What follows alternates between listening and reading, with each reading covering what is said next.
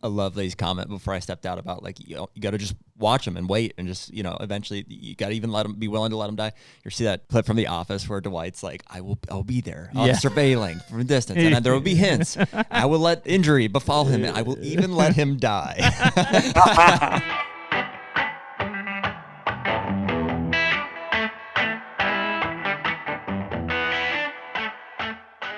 The HUNTR Podcast is brought to you by Deer Grow. Heck yeah, man. Dude, we put a lot of food in the ground every year, seemingly more and more, and we have a ton of fun with it during the off season.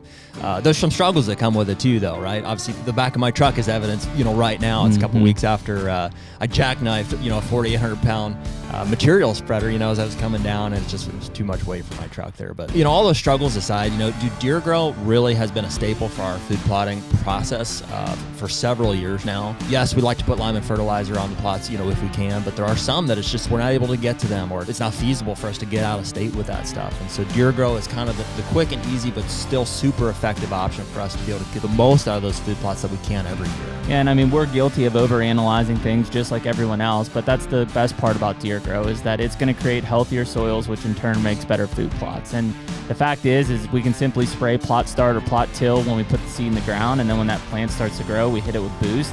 And we know that we walk away, when we come back, it's going to be a great looking food plot. For anybody that's looking to try Deer Grow, if you use the code HUNTR15, that's HUNTR15 at checkout for deergrow.com, you're going to save 15% on any of your Deer Grow products. It's a great way to get started on this and just see what the results are for yourself. Better food plots, bigger deer.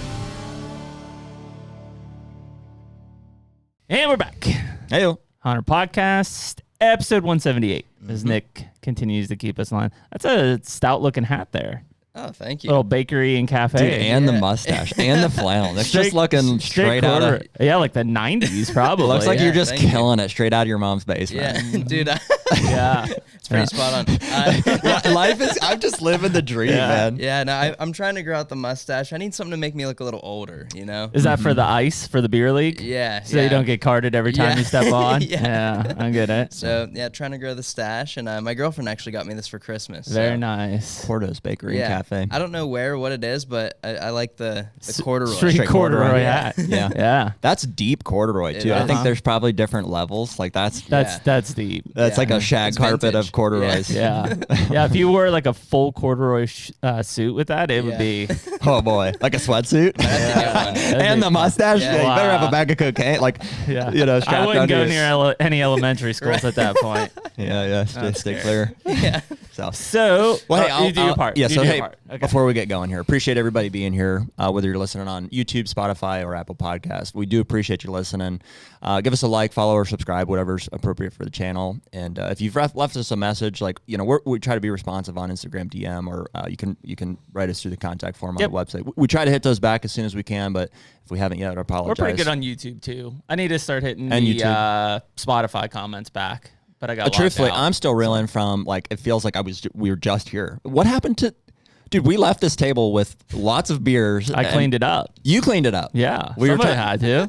We were trying to figure out. This is also my office every day. We were trying to figure... Well, you can shut the door now. Well, I walked in after... Because that was on Friday. Is that Friday that we shot that? Or Thursday? Thursday. It was Thursday. When I came in, like, on Monday... It was like a brewery in here. Yeah, it probably reeked. Yeah. Did it really? Yeah, so I was like in here like day after party, like clear with the garbage can cleaning up. Nice. So, but I thought we speculating. I was like, Nick, did you clean this? He's like, maybe the cleaning lady. I was like, is she still around? Like, she is still around, but no, it wasn't her. It was me. Yeah. So thanks. Had to clean up the workspace. Nice.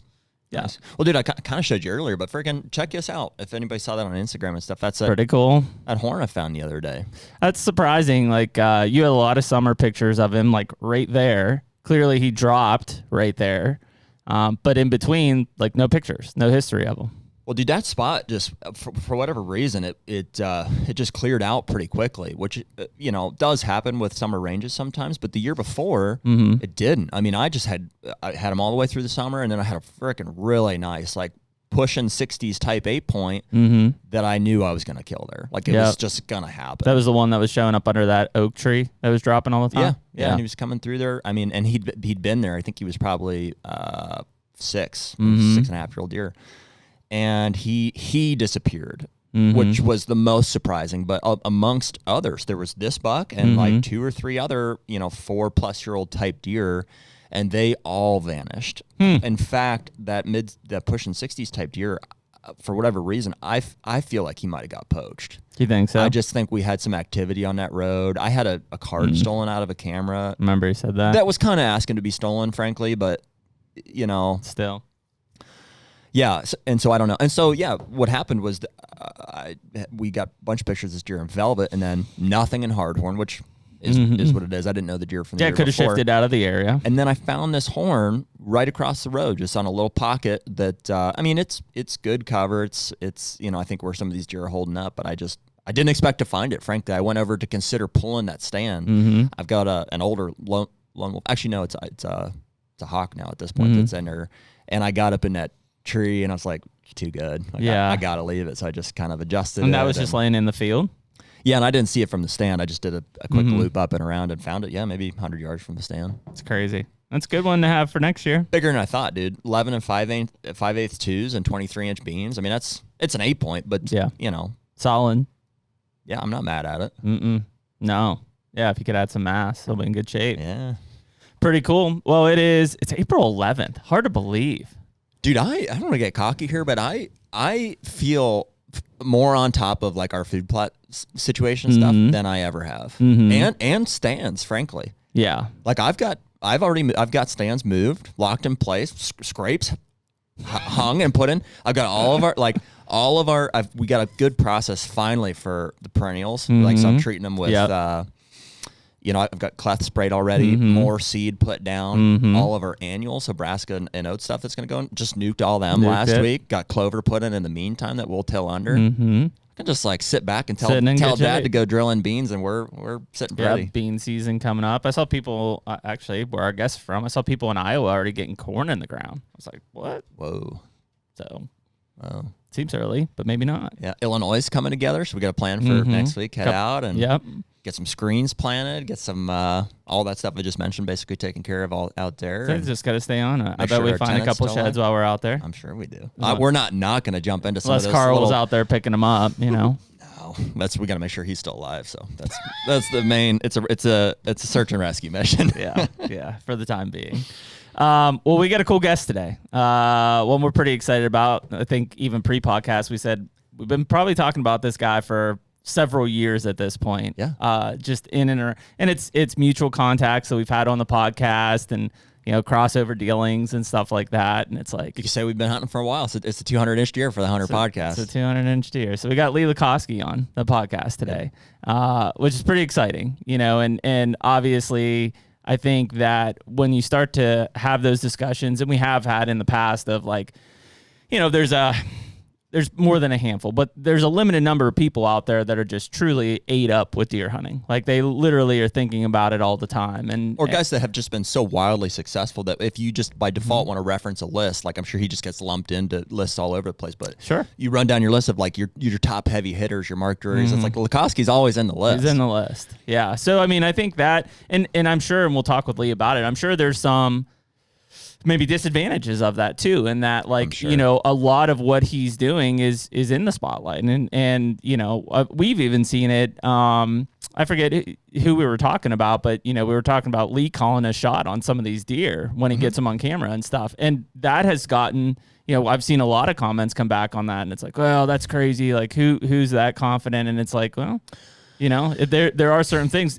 Our Illinois farm being a great example. Not that we're like that seasoned on it, but I mean, I think you and I have come to the terms in a single season that if there's a mature buck on that farm, like we're going to kill them. Yeah. Well, there's variables that are out of your play or out of your control. Like it's, especially neighbors or, they die too. Just, whether they get hung up on a barbed wire fence or they get gored by another buck. EHD. There's things that you can't control, but I will say not anywhere probably to the level that Lee's experiencing it, but even on our stuff that we've gotten access to, it's like, man, as long as one of those things doesn't kill him, I feel pretty confidently that if he's on the list, like he's done. Yeah, we're gonna kill him. Yeah. So I think it's a different mindset. And I do like that. Well, it's we've talked about that. The good being versus lucky recently. Yeah. And it's in that category of being good and being confident in what you do. But it comes with long-term preparedness around it, right? It's not like we just walk out there and we're like, yeah, we're gonna. Well, and right now is the time to even have this conversation, because like this right now is when we're winning. The fact that we're out there getting those mock scrapes in right now, getting those stands set, getting these, food plots locked in place. Those are the things that's going to yield a successful season consistently. You can bumble out there and get lucky, know, a few times, but right now is when the work happens. Yep. Yeah. And I mean, even if you're on public and stuff, I mean, right now scouting, like, February, March, and even into early April scouting. I mean, when I used to turkey hunt public land, it was a deer scouting mission more than anything. Like, yeah, I was out there turkey hunting, but I was out there scouting deer. Yeah. And so that is this time frame of work that's going to lead, to the success that we see this fall. So, yeah, it'll be interesting to get in depth with Lee on some of that stuff, and obviously, dive into his mindset here a little bit around this time of the year, and then as he's kind of looking towards the future, and even reflecting on things that have happened this past season that he's kind of taken from intel to lead to that success for future seasons as well. So, yeah, excited to learn from Lee. Yeah, let's bring him in. We got you, Lee. I can hear you. All right, man. Cool. Well, we appreciate you coming on the podcast today and spending some time after a successful turkey hunt at that this morning, huh? It's funny. I'm sitting here because we went out in my backyard. There's literally 4 strutting right now and 2 hens and one other one going. We have in our backyard, we have a food plot that runs out north and south, and they're just walking through. This morning, that's where we went this morning because of you guys. My daughter here, just a couple of days after her birthday, shot her 2nd turkey ever. So that's awesome. Thank you guys. Man. We're gonna go to a different farm. Don't thank us, dude. We appreciate you being flexible. The podcast early, so I got to just go someplace close, but turned out great, and there's plenty more right back there right now, but great to be with you guys. That's Perfect. Awesome, man. It was good vibes this morning, dude. I texted you guys driving here. Like, just this up. morning started flowing like right out of the gate here, and I know we were going back and forth on timing, and you're like, oh, we can kill a turkey beforehand, and sent me that picture of the spurs and stuff. I was like, freaking, it's going to be a good day. There you go. Yeah, the giant one. So, Lee, how old's your daughter now, Lee? She just turned 7. Okay. Literally, her birthday was on the 6th, so tried to get her one on her birthday, but they weren't cooperating that day. And but hey, a couple days later, it's fine. Yeah, that's awesome. Yeah, it's interesting when you get in. So I took my son's 8, my youngest, and It's funny, dude. I've been keeping up with. I don't know if people realize how, because we text. I mean, obviously a lot, but anymore, like, we've defaulted to, like, let's try to put some of that stuff on, like, Instagram or whatever. So it's like I see a lot of your stuff on it, so we're watching our same Instagram channel, and so I'm like, oh, it looks like Jeremy's turkey hunting, and I'm out here finding sheds and stuff. I saw you guys were out. Did you kill one? No. So he's killed. He's double teamed 2 with his brother, like 1, 2, 3 shoot type stuff, and then he killed one on his own last year at 7. And so I pulled him out of the blind this year. I said, dude, we're running and gunning. Like, no more blind stuff. Like, let's take it up a notch. And so we with a shotgun. Yeah. So we repositioned like 4 or 5 times on these birds, and they were pretty henned up. This was in Kentucky, Lee. And I end up calling the hen back through, which pulled those gobblers back through, and he missed at like 33 or 34 yards. At it. Yeah. And he was mad. He was, because he doesn't, but I told him, I was like, listen, man, like, this isn't like sitting in a blind with tripods and stuff. Like, we're running and gunning. We're finding a tree. We're getting under it. Welcome to the freaking show. Yeah. And so he enjoyed it, though, because it was like, there was more strategy involved in it, but he's finally at that age that we could do it, right? The last couple of years, it's like, get him into a blind, hope everything works out the way that it's supposed to. That's fun. Yeah. Same with my son. He shot his 2nd or 3rd one last year without a blind. And like this year, like, we shot one in a blind today with Reagan. He's like, no, I'm not going to shoot one in a blind. So Reagan did today. So he just had a cast on his arm. He broke his arm on his dirt bike, wiped it out. Oh 6 boy. weeks ago. We wanted to try to, shoot him with his bow, but we still have plenty of time. Maybe we'll get him shooting his bow again here, see how his arm feels, and see if we can do it with his bow. That'd be, to do that too. But you guys just have the 2 kids, Lee? Yep. 2 kids. Yep. How'd the dirt bike thing come in? You don't have like a dirt bike background, right?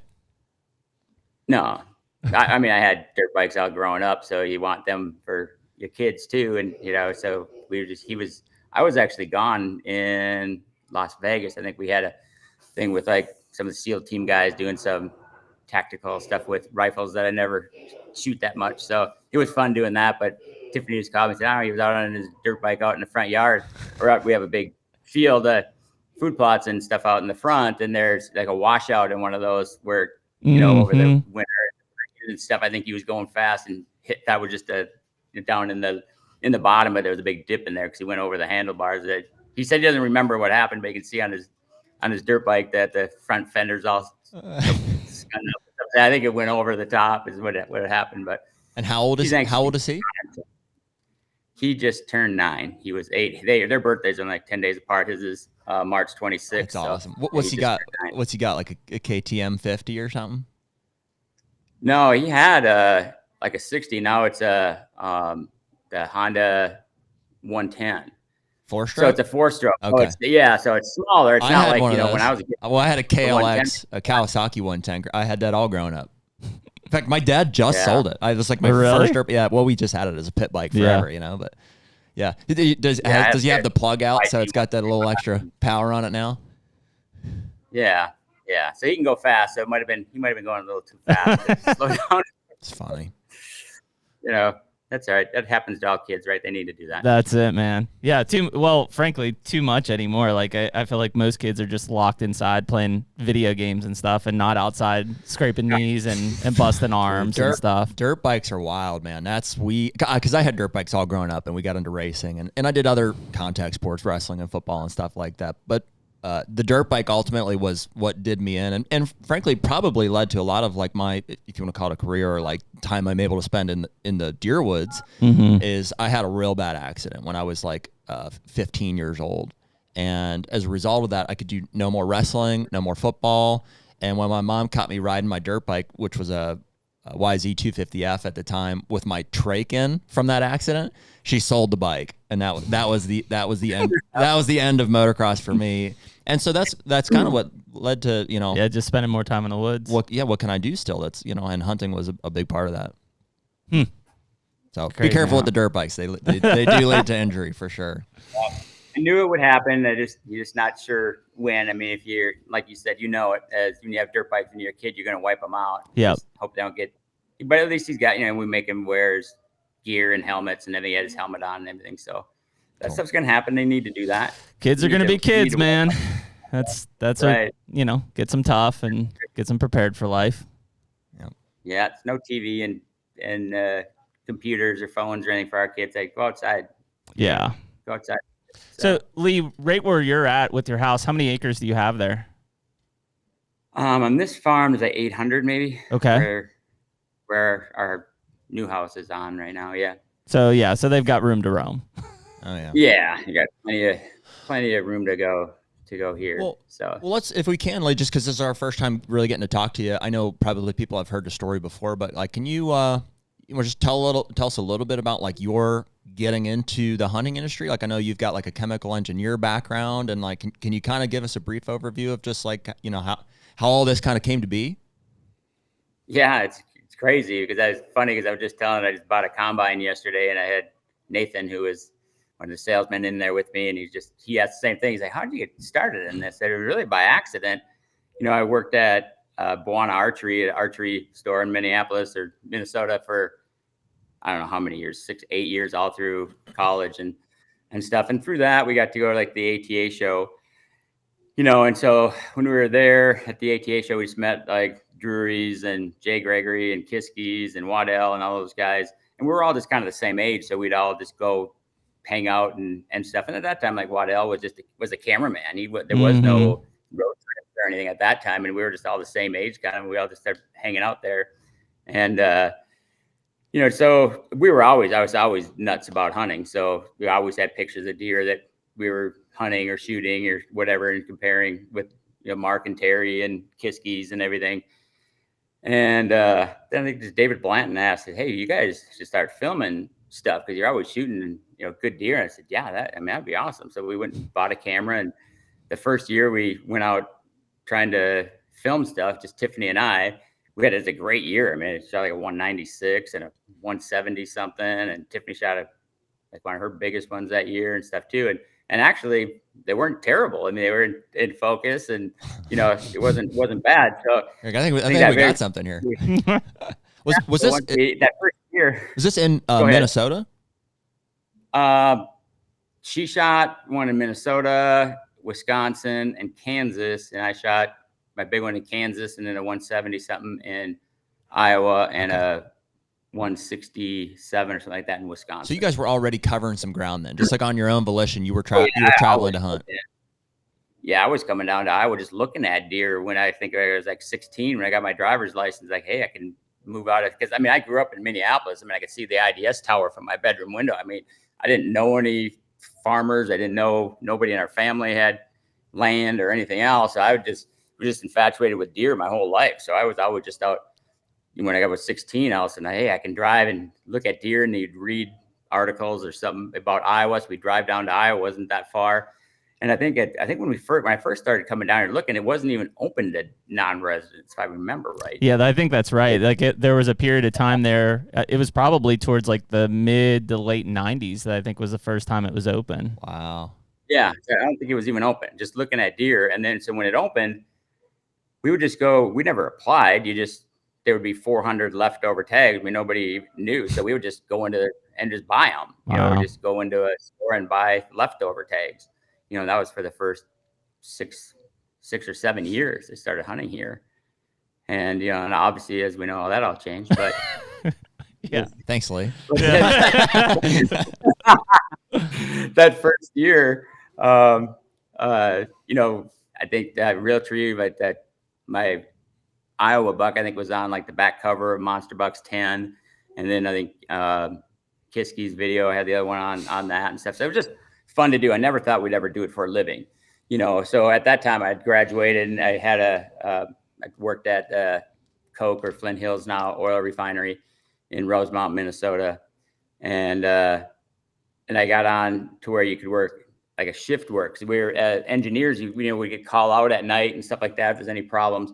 So they created a position that it was, you worked on shift work. So you work 12-hour days, but so they'd have engineers on 24 hours a day. You know, there'd be people there overnight and stuff.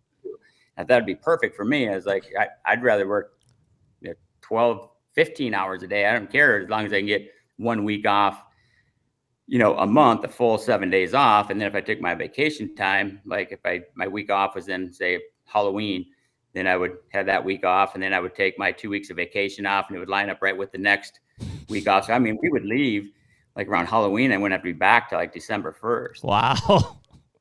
Yeah. So it worked out great. So we would go all over hunting, and Tiffany was a flight attendant, so we could fly for free. So we'd fly all over the place. I mean, we'd fly into Denver and say, let's go look. I heard of like the Republican River down the south, you know, the southwest corner of Nebraska. There would be some good deer over there. And we just go, that's what we did. I mean, most people go on regular dates. I'd say like, hey, we can fly for free. Let's go look at stuff.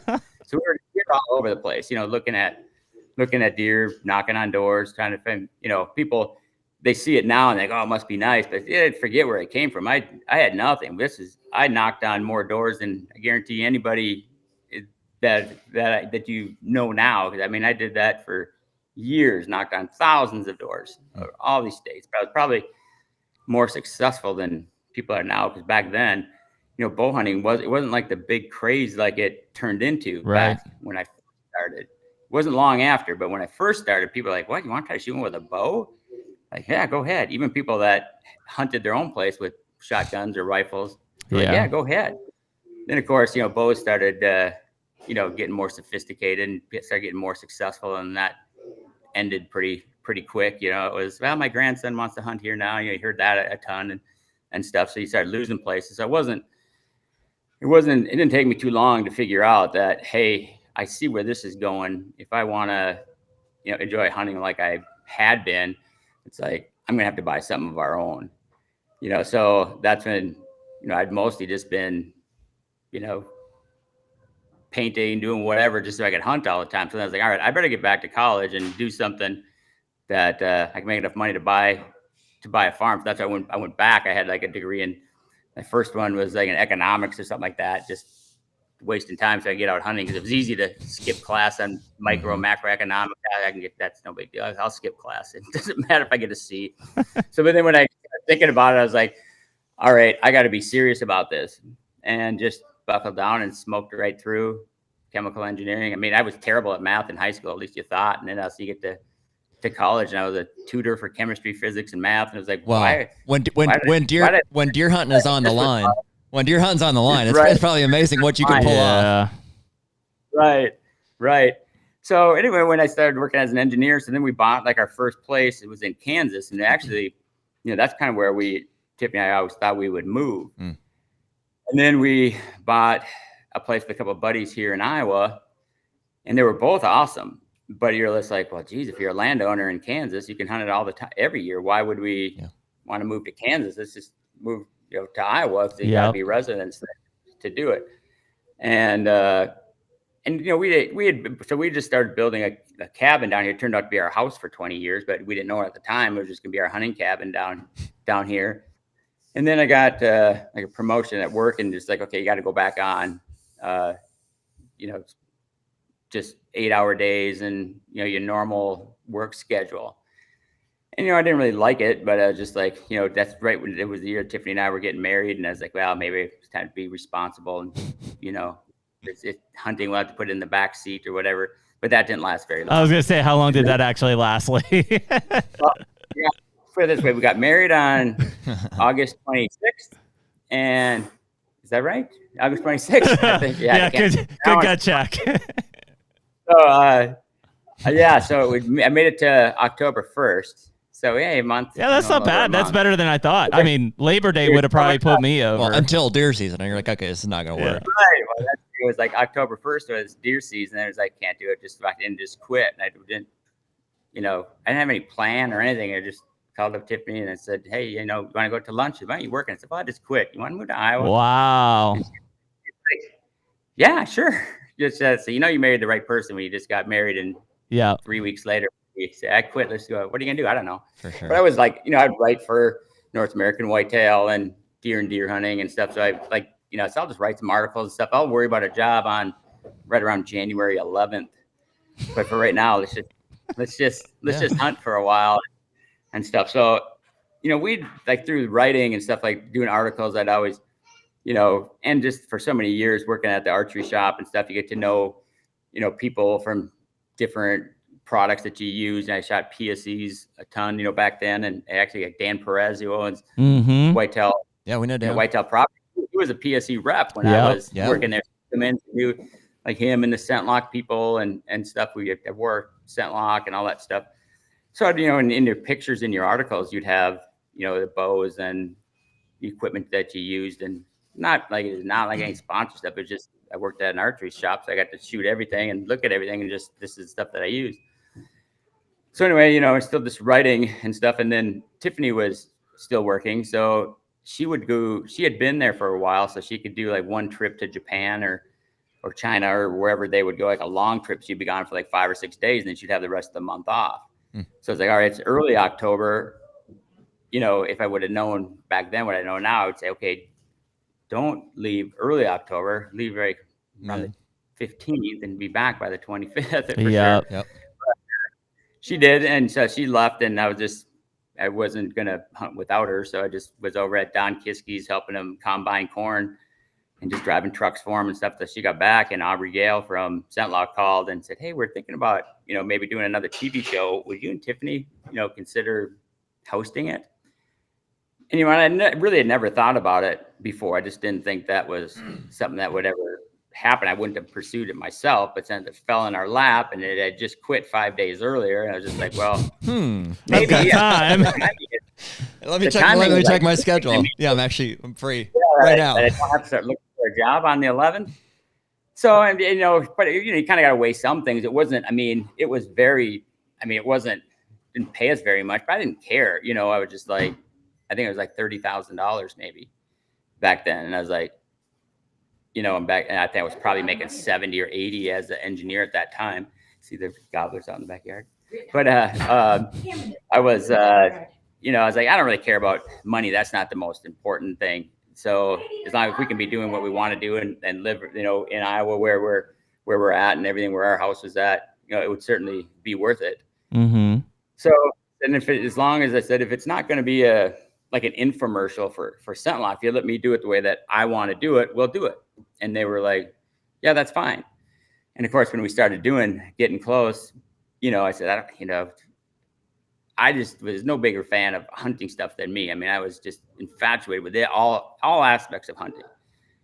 So when we did the show the way that we wanted to do it, you know, like the guys at ScentLock were like, "Oh, we hate it. This is never going to work." And it's like, "But you said that we could do it however we wanted to." Right. And, you know, and I think we just happened right out of the gate, hit a niche spot where nobody had really done stuff like that before. Like a lot of the hunting shows were kind of the traditional stuff that you saw back on TNN days and all that kind of. Well, you guys probably didn't. You guys. No, I did. I'm 40, Lee. Jeremy's so 40. I'm in 31. I just missed it. Yeah. So, you know, so it was a little bit different. It was like, it wasn't just hunting. It was like behind the scenes and, you know, still living your life as well. So we always wanted to have, you know, just stuff as a couple, some humor and, you know, not take it so seriously. And always giant deer and great footage. It just kind of was a good recipe for success that people weren't, everybody does that now, but at the time there really wasn't, shows doing that. The HUNTR Podcast is brought to you by Hoyt Archery. Oh, dude, it's almost fall. You and I are both going to be in a tree stand with brand new Hoyt bows. We're going to be shooting the RX-7 carbon bow this year. I know Hoyt's also got the Venoms out, both equally smooth shooting, quiet bows. Heck yeah, man. And we got a convert on our hands this year. We got a lifelong crossbow guy with a vertical bow in his hands for maybe the first time ever, a good friend of mine. And we've got them all decked out with the inline accessories from the QAD integrated Ultra Rest to the quiver. And also he's got the SL sidebar mount with a couple of stabilizers from Hoyt as well. So that's going to be a sick shooting bow. Yeah, and Hoyt's been cool enough that anyone listening to this can save 20% on any of the soft good apparels online using the code HUNTR, HUNTR, no E. And if you want to look at the latest lineup of Hoyt bows, check out your local Hoyt dealer. Get serious? Get Hoyt.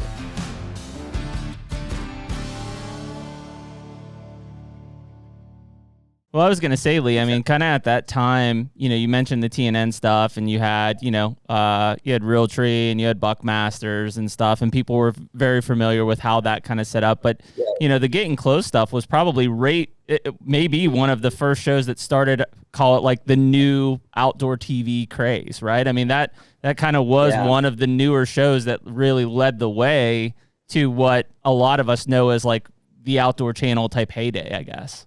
Yeah, and road trips like Michael started right before us and stuff too. And it was crazy story because like we used to go to the ATA show and like the NWTF show and that stuff. And we would just go over there because like Michael was going to be there and everybody else, and we'd go hang out in Realtree's booth and help them sell shirts and stuff, because David and Bill would be there and there'd be a big line of people and stuff. And so we would just stand back there and help people. If you buy shirts or here, you need a large, let me go get that for you or whatever. And so when ScentLock was going to have, they had a booth at the NWTF show, I think. Yeah, it was the NWTF. We're like, okay, well, I guess we'll go. It was like the first year we'd done the show. So we'll just go there for a while and we can go back over to Realtree and just, help them sell stuff and just go back and forth between the two booths or whatever, so because we've got to be at ScentLock because we work for them now and we still our buddies are over at Realtree and stuff. So we'll just go back and forth. And we walked in there and there's like this big line of people at the ScentLock booth. And it was just like, I wonder what they're giving away or whatever. And so we walk up there and all of a sudden people just started talking to us. And we're just like standing there. And I remember the first person we started talking to was like 10 minutes just in a deer conversation. And somebody's like, hey, can you get moving up there? And we're just like, what? I mean, the guy gives you a hat to sign. He's like, you want us to write on your hat? And he was like, we had no idea what was happening, 100%.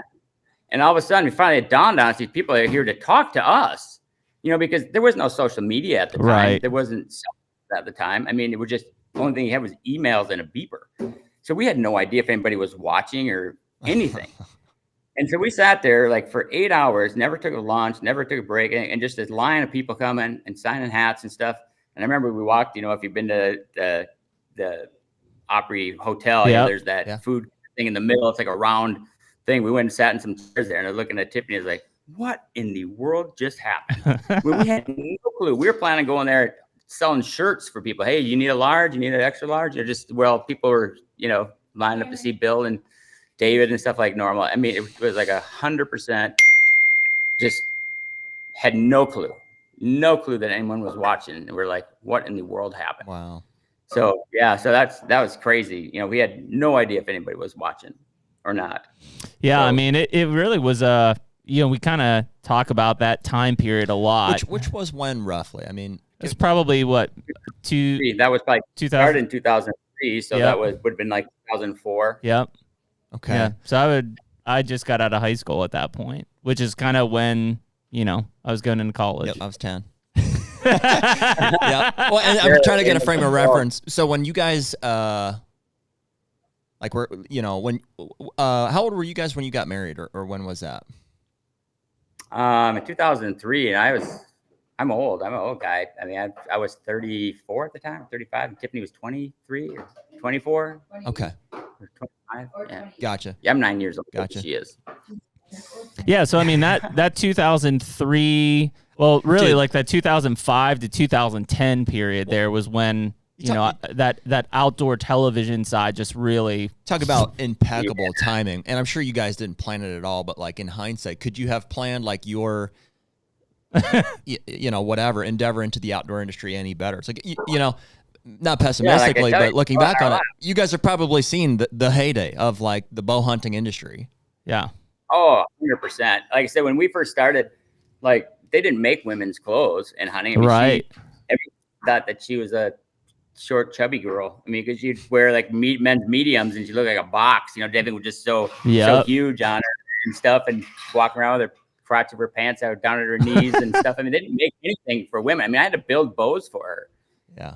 So because nothing went down. Like, she's like a 24-inch draw. I mean, like 25 was like the lowest it would go, and they didn't have that low of poundage. Yeah, that market wasn't even recognized in the industry. Yeah, I'd have to just short string stuff to take the weight out of it, and I basically had to build a bow that she adapt a slingshot. That would work for her. Yeah, something that, I mean, they might have had some kids' bows, stuff like that, but nothing you'd really want to hunt with. So I was like, hey, you're gonna be serious about shooting stuff. I mean, we could basically, I'll just have to build something for you that will work. So I mean, that's how far it's come. There wasn't even women's clothing whatsoever. Yeah. At that time. So yeah, I mean, we were there at the very beginning. Like I was telling you, we just totally lucked out and walked into it. I mean, I had no clue. I mean, who would have ever thought that was going to blow up like that, like it did. Mm-hmm. Yeah. Well, it's really cool to hear you talk about like your passion for it, even at like 16 years old. Cause I think Jeremy and I can relate. It's like, dude, at that time, and my question that I have coming here is like what the influence was for that. But I can recall just like that was it. Like you were figuring it out. Like, I would see, for me, it was like spotlighting here in Pennsylvania with my uncle. Like we'd go out, we'd sneak out of like family dinners and stuff to go do that. And my dad had traps hanging there and stuff. So I'd tinker with some, coon trapping and stuff. And like slowly you start seeing and observing that there's some TV influence and stuff. And you're like, I love this. This is, I feel like this, I'm in love with this. Yeah. I'm curious what some of your inspiration was there. You said none of your family was hunters or owned land or anything like that. No, my dad and my brother, we had a hunting camp like up in northern Minnesota that I looked forward to every year. I mean, my dad maybe started bringing me when I was like 9. Mm-hmm. You just could not wait. I mean, but it was just, gun season in northern Minnesota to boot. There's, and I think that's what really, I think I'm probably lucky that happened even that way, because I was so infatuated with deer. And I never saw any. I mean, but looking back at it now, there was more wolves and stuff up there than there were deer. I mean, there were very few deer to begin with. And it was just big woods. There's no ag or anything like that. So, I mean, you might see a doe here or there, but I think I hunted there, I don't know, 10 or 12 years probably. And I shot 2 little bucks and a doe. But I mean, it was like the first deer I ever shot was an 8-point, and it was like, I don't know, maybe 80 or 90 inches, but I thought it was the biggest deer in the world. Oh yeah. But so my grandpa, he had a big stack of like Outdoor Life magazines and stuff at his house. And, he was a big trapper and stuff. So I'd go spend the summers up there. Like my parents, I just never wanted to leave. So my mom would be like, okay, well, we can leave you here. Is it okay if we leave you for the week? Yeah, heck yeah. I mean, out, behind the house with the 22 and 410 shooting grouse and rabbits and everything else. But looking through those magazines, I just read through all the deer stuff, and I was like, gosh, I just thought that I just didn't know what I was doing, because I'd go on and you'd see deer tracks, but then you'd see all these pictures and stuff in Outdoor Life magazine and stuff about all these giant deer and rattling and this and that, and you go out there and it's just like, man. So I just read everything I possibly could, because I just thought that I just didn't know what I was doing. Mm-hmm. And didn't, but I mean, you were trying to learn all this stuff, but looking back at it now, there were no deer there. You're not going to rattle one in. Sure. Can't kill them if they're not there. Whatever. There's $3 in every 10 square miles, Yeah. So, I think that's what really got me passionate about it, because I'm a very stubborn person. I got to, if I can't figure something out, it'll drive me crazy. I'll stay I out heard of Tiffany it. acknowledge that from the kitchen. Yeah, the sigh behind the scenes.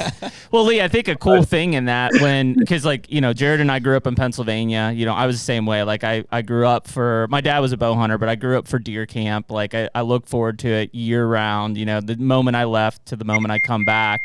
But a lot of that tough hunting, I mean, I might see 20 deer in a day, but there's no bucks in the whole group, right? Like or one spike maybe. Yeah, it just didn't exist. But growing up and hunting that way and being so obsessed with it, I think that you developed and you honed skills that, frankly, when you were put in an area that actually had bucks, like you excel. So because you have just done everything possible to try to kill them in an area that, frankly, they may not be. Right. And I think that's, like I said, that's, you got so infatuated with it, because, I remember when opening day was always like opening of duck hunting and deer hunting. And my buddy Paul and I would always decide, what should we do? Should we go duck hunting or deer hunting? And just because there were hardly any deer, by that time we started, I had never thought about bow hunting until my friend Paul Lambert, who just lived 4 houses down, him and his dad bow hunted. So then they started taking me. So I owe that all to Paul and Stan Lambert, who got me started in bow hunting. But it was like, once Paul and he was a year older than me. So when he turned 16 and got a car, I was like, oh my gosh, off to the races. So then we were, all over around, the suburbs.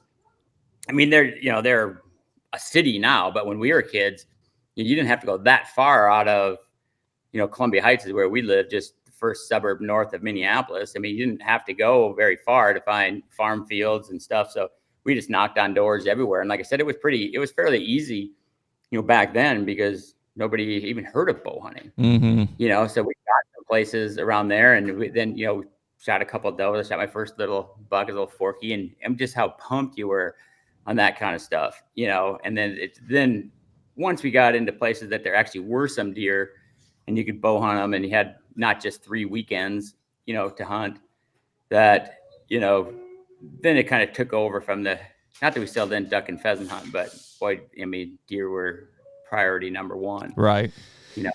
Dude, I love that phenomenon of it seems like everybody who, now that they've reached some point of whatever in their deer hunting career or something, almost always the people who are the most passionate about it seem to have come from or were raised in a setting where there weren't that many of them, or the opportunities weren't that abundant. We talk about that a lot, actually, being from the Northeast. And even now, we live in Pennsylvania. Granted, I'm sure, given the opportunity, and financially and family, and it made sense, we would absolutely move to an Iowa or a Kansas, or where the opportunities were plentiful. So we didn't have to drive 9, 10, 12 hours every time we wanted to do it. Mm-hmm. But while that, that hasn't happened, we fully embrace the fact that we're here, and we're so when we get to go to the Midwest, to the places where those deer do live, and where the things that we dream about all the time can actually unfold, it's just even to get to go there is such a magical, such an adventure. So we really, I think, embrace where we're from, you know, and acknowledge that hey, the opportunities may not be here, but we're gonna go to where they are.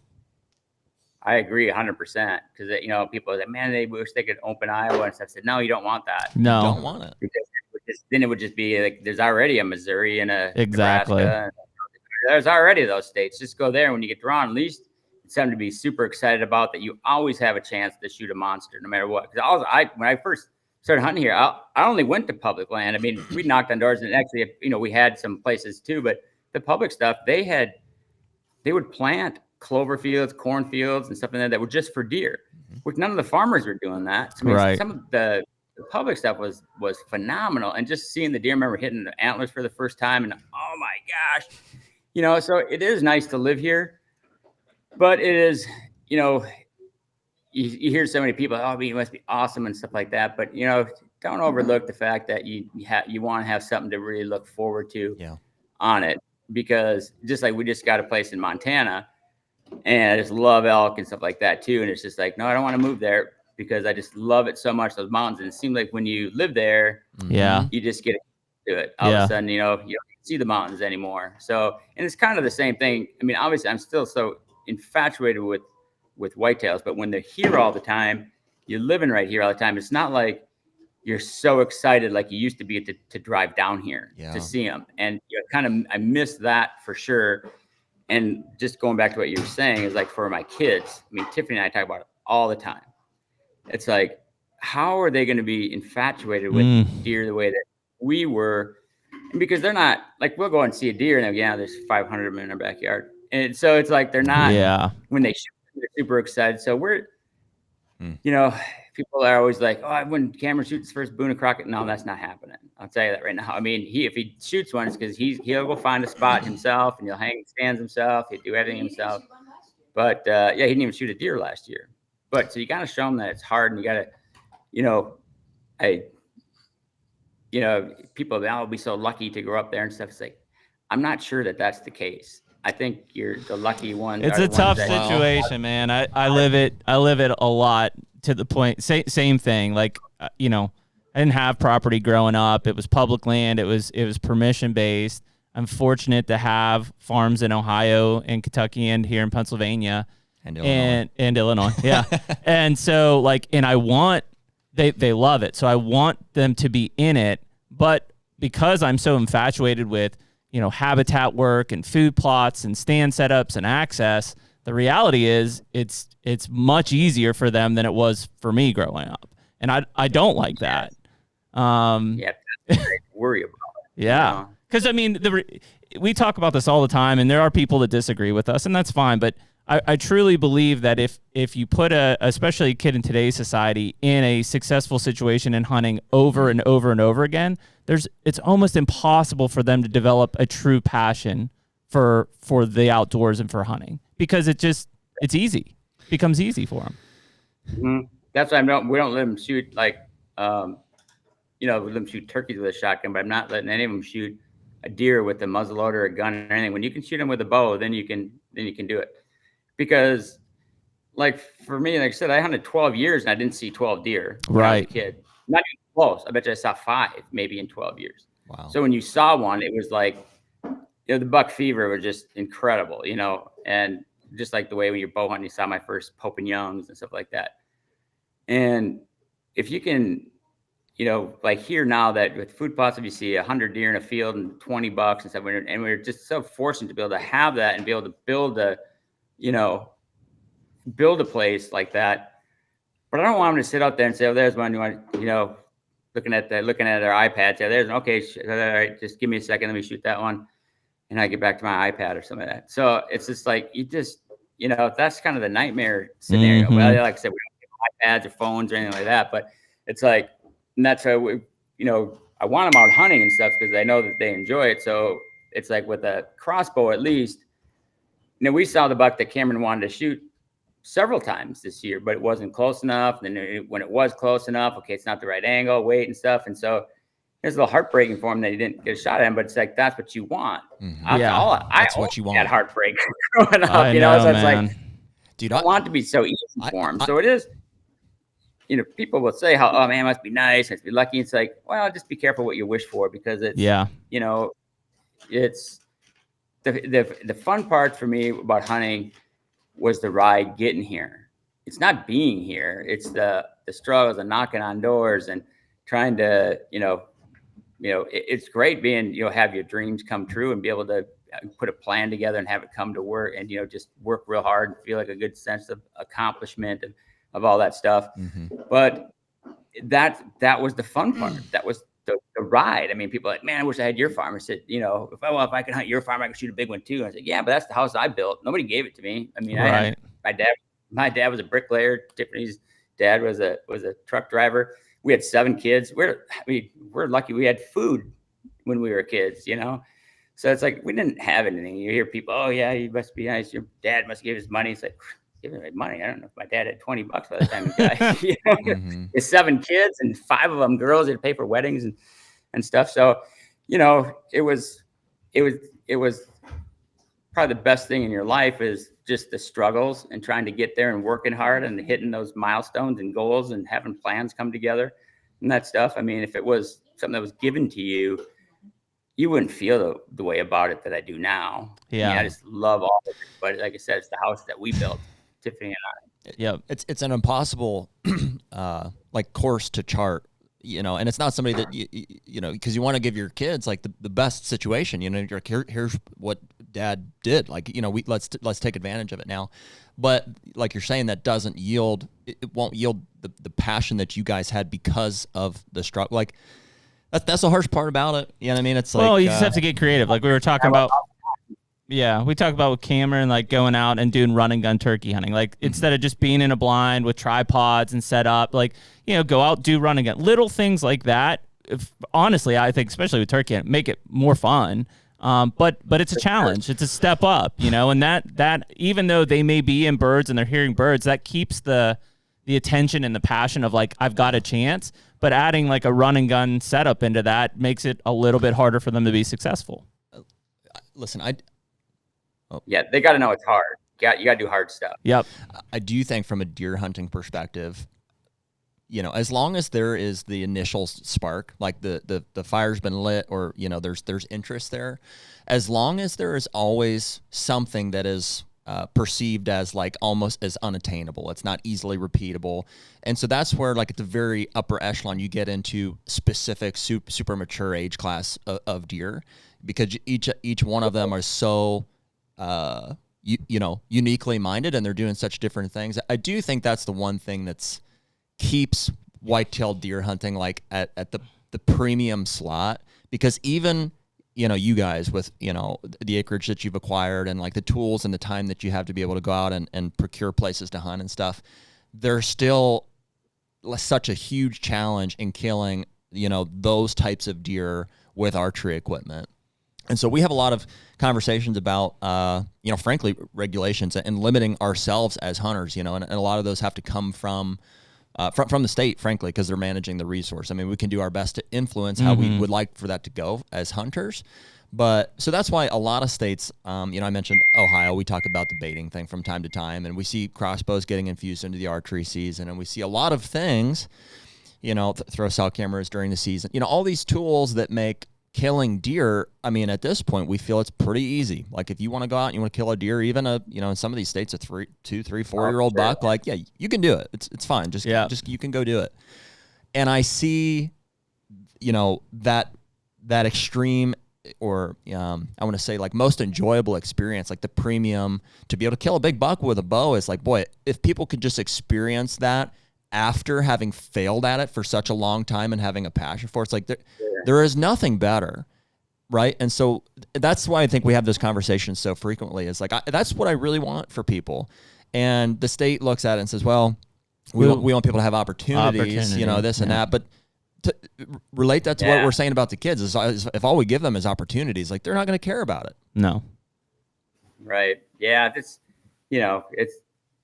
we shoot a lot of big ones now, and people are like, oh, if I could have whatever. But it's like, it's no different than if I lived in Pennsylvania to try to shoot a 4-year, I'd be just as happy. And even now, it's like when we go to like friends' place, I'm certainly happy to shoot management deer as long as they're what's the oldest, toughest, hardest thing that you can lay eyes on. Yeah. And that's what I want to try. Yeah. It's like I want the hardest, toughest deer to hunt, because that's the challenge. That's why I love sheep hunting, and that's why I like spot and stock mule deer hunting and all that stuff. But the harder, the better. Yeah. It's like I don't want to make it easier, but at this point, not that. I mean, look at like a 170-inch deer is something. That's what we all kind of strived for. That was the number back. When I was a kid, that was just like that was a unicorn. Yeah. But as you people got into managing and stuff, that was kind of the number back then. And so now that I've shot a bunch of them, it's just like, okay, if there's a 170 here, I'm not going to hunt that deer. I just soon have one of my buddies or something, because I want somebody to shoot that's going to appreciate it, because it doesn't matter if they're 130-inch deer or a 230-inch deer. I just have so much respect for those animals, no matter what kind of horns they have on them. So it's like, I want somebody to shoot that's going to be, the proudest day of their hunting career, put on their wall, and be like looking at it every day, just the way that I did on my first, that 80-inch 8-point. So like for me, I won't even hunt them necessarily, unless there's something like really old. Like I shot the old 8-point this year that I had one picture of them like in August. I'm just pumped to shoot deer like that. But people are like, man, I can shoot so many big ones. Well, that's because that's the only thing I'm trying to find. I mean, that's why Right. we got, people think you got one farm. We have a dozen farms. So you're pulling deer from all over. And I was just trying to find that one deer that give you the spark and get excited about it.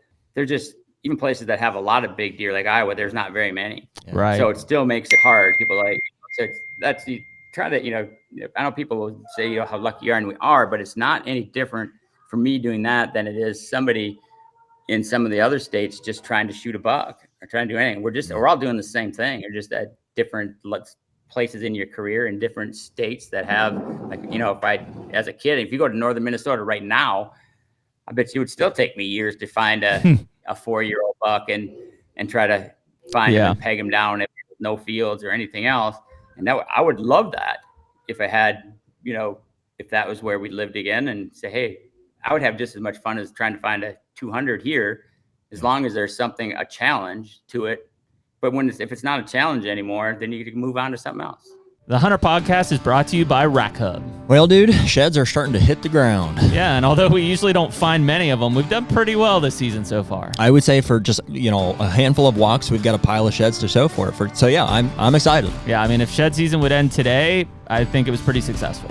So this year we're partnering with Rack Hub. It's an antler mounting system for your sheds. Yeah, and obviously people have watched our podcast. We've got this massive pile of sheds that are on the table at all times, but you guys took the time to set up Wide Boy's shed on the R1, which is a really cool way to now have that thing right off to my left-hand side during the podcast. So some of these sheds just call for a little bit more appreciation, I guess. So rather than being on a pile on the table, we're going to mount them on the wall, and they look awesome. So yeah. And so if anybody wants to try Rack Hub, you can use the code HUNTR10, HUNTR10 at rackhub.com to get 10% off your order. Use Rack Hub to make the most of your shed season.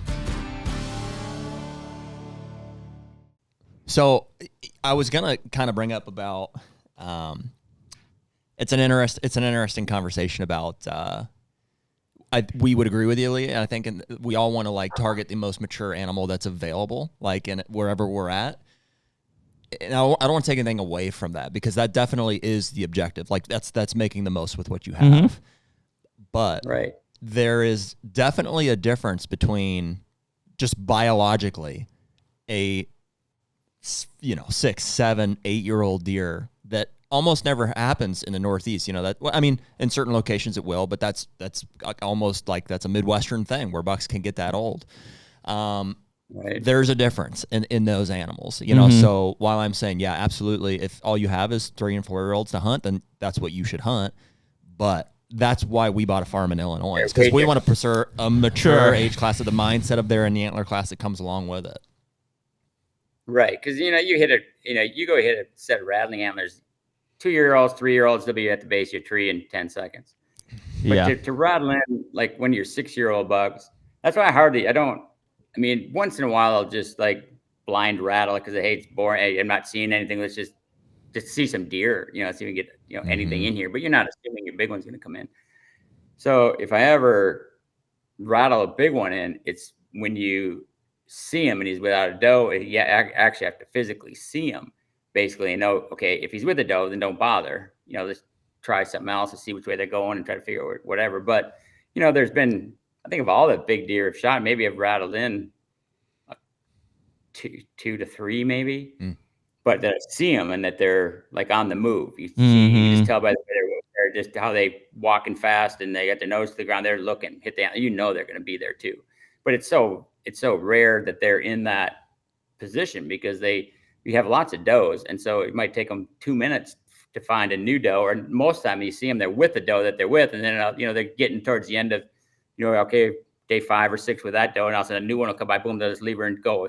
There's no time in between. Yeah. Right. So you're not going to just rattle them in. It's such a big difference in that, because even the 3-year-olds in places where there's not that many, they're still going to come in to rattle. And like I said, like you're saying, they're just biologically different when you get an old one.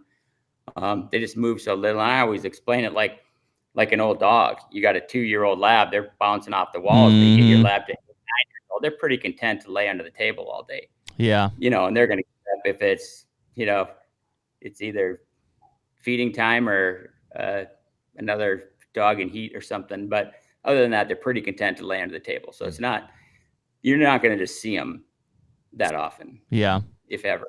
And I think that's one thing you say is like, how many people get a picture of a good deer? I mean, people send me all the time. I got this one picture of this deer. Well, that's the deer you need to hunt. Well, I only had one picture of him. Yeah, but he's there. It's the same thing with me. I don't get pictures every day of these things. As long as I know they're there, and then I'll try to figure them out. And a lot of times you're not getting a lot of pictures of them, if any. But so that's the thing. It's like when you have that one deer, well, then just hunt just for that deer and you'll know what we're doing. It's not like everyone thinks it's so easy.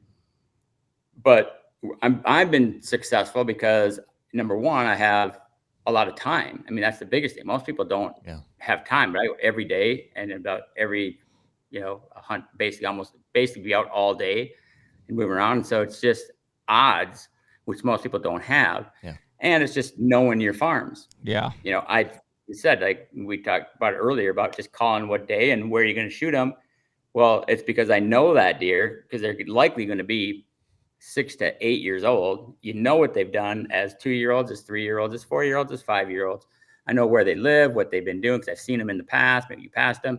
So you have a pretty good idea, and their home core area gets smaller and smaller and smaller. So you pretty much know exactly where they're living. Okay, now it's probably the easiest to shoot them right away when they're still on feeding patterns. That's where we just make sure we got clovers or winter wheat or something green growing when everything else is dying those first few days. And that's probably going to be your best chance if you just have to be there. And especially if you get a little bit of a cold front or something, it's game over. I mean, that's your best odds. If you get into November, everyone's like, can't wait for November. To me, I hate November. It's like, because at least early and late season, I feel that they're pretty safe. That, like we were talking about, they don't move much. They're pretty content to lay around all day, walk down to the food. In the rut, it's like take that Etch-a-Sketch and next day they could be 2 miles away. You have no clue if they're alive. You don't know, because they'll just go off the radar totally. Mm. Some of them are off the radar and you don't even nothing. You think they're dead and you find a shed off of them.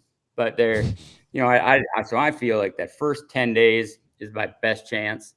Of course, we're still after them. I've shot them in the rut too. But if you looked at, we probably have 100 mounts of deer in our house. I bet you could take 75% of those out, and what you had left maybe would be the ones you shot in November, like during the rut. That's interesting to hear. So you think the opening 10 days, like right away, is a better crack than even if I was going to look at like in my very limited compared to yours window of success. It's like I look at that latter part of October, like the scrape opportunities as like kind of similar in that. In the same way, I know where they're at. Their helm range has not changed, but now they're starting to have some motivation to get up in daylight. So it's interesting to hear that you think that the first, the right away is better than towards the end of October. Yeah. And that's if you get like a cold front or high pressure or something like that. And like I said, it's good again in, that Halloween for a few days. But it's for me, it hasn't been near as successful as the first 10 days. Unless it's super hot and windy and, you don't have a little bit of a cool front or whatever. And like I said, you will get some of the big ones on the scrapes and stuff like that. But it's like our big ones, you see some of the fawns drop early. You know that there's some of them are breeding already by Halloween. Yeah. And those are likely the ones that your big deer are going to find those does first.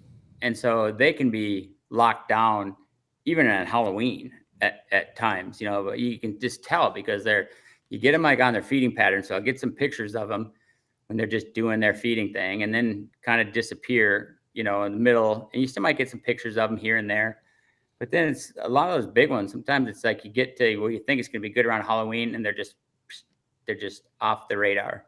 And then you maybe get another picture of them on November 10th. Okay, well, now they're in between does for a couple of days. Try to get out there on that. You're just trying to hit them on those days in between. So still, for me, I think the most successful that we are is that the first 10 days. But your deer have to be conditioned to that too. I think a lot of places, like it was never that way. Like in Minnesota, it wasn't as when I hunted there. Yeah. We had good success. It opened September 15th. It was, earlier than here. So we had them on the feeding patterns. But like so many people, you're just not out there in the summer. Like when you didn't have our own farms and like that, you just were doing other stuff all summer, and you didn't really start thinking about deer until like August. So then you'd be out in August and, scouting, and you'd be seeing these deer in bean fields, and then start getting towards the end of August. Okay, you have people putting out stands and getting cameras out and doing stuff. And those are deer, I think, that they went 9 months without a single person in the woods. And all of a sudden you start getting closer to that September 1st, and all of a sudden there's people all over the place. And all of a sudden, bang, they're just kind of knew something was up. And it seemed like that's all our deer back then just went nocturnal, basically, in Minnesota. But I think it was the pressure thing. And so like for here, we're out all the time. So people, I'm going to keep that as sanctuary. You can have your sanctuary places, but your farm shouldn't be a sanctuary. Yeah. I mean, so we're out every day doing stuff, and we got a number of farms. So it's not like you're every day on the same place. You don't want too much pressure. Because the minute you're on it, if you're not doing that, something's up. They're like, whoa, nobody's ever on this farm. What's going on? Yes. Because, people can say, it's like, well, go out to Colorado and go in some of those towns where there's 200-inch mule deer laying in people's yards. Yeah. It's like, it's not, and they're all over. You can go look on the golf course in Estes Park or whatever. There's herds of elk, giant 400 bulls sitting out there with the herd of cattle. The guys are teeing off and they're laying 50 yards from the tee boxes and stuff. It's not that they're afraid of people. No. And stuff. It's like those people have never harmed them in their entire life. So that's why they're just comfortable there. And so I kind of learned that here like a long time ago when Tiffany's mom, Linda, moved down. And it's actually the house on the farm that we live now. But, so we put a feeder out in front of her house, and it's only like 50 yards from the front door out there. And said, because we have a barn there, and there was like a little barn light, so you could kind of see up with a little bit of light on it, so you could see them at night.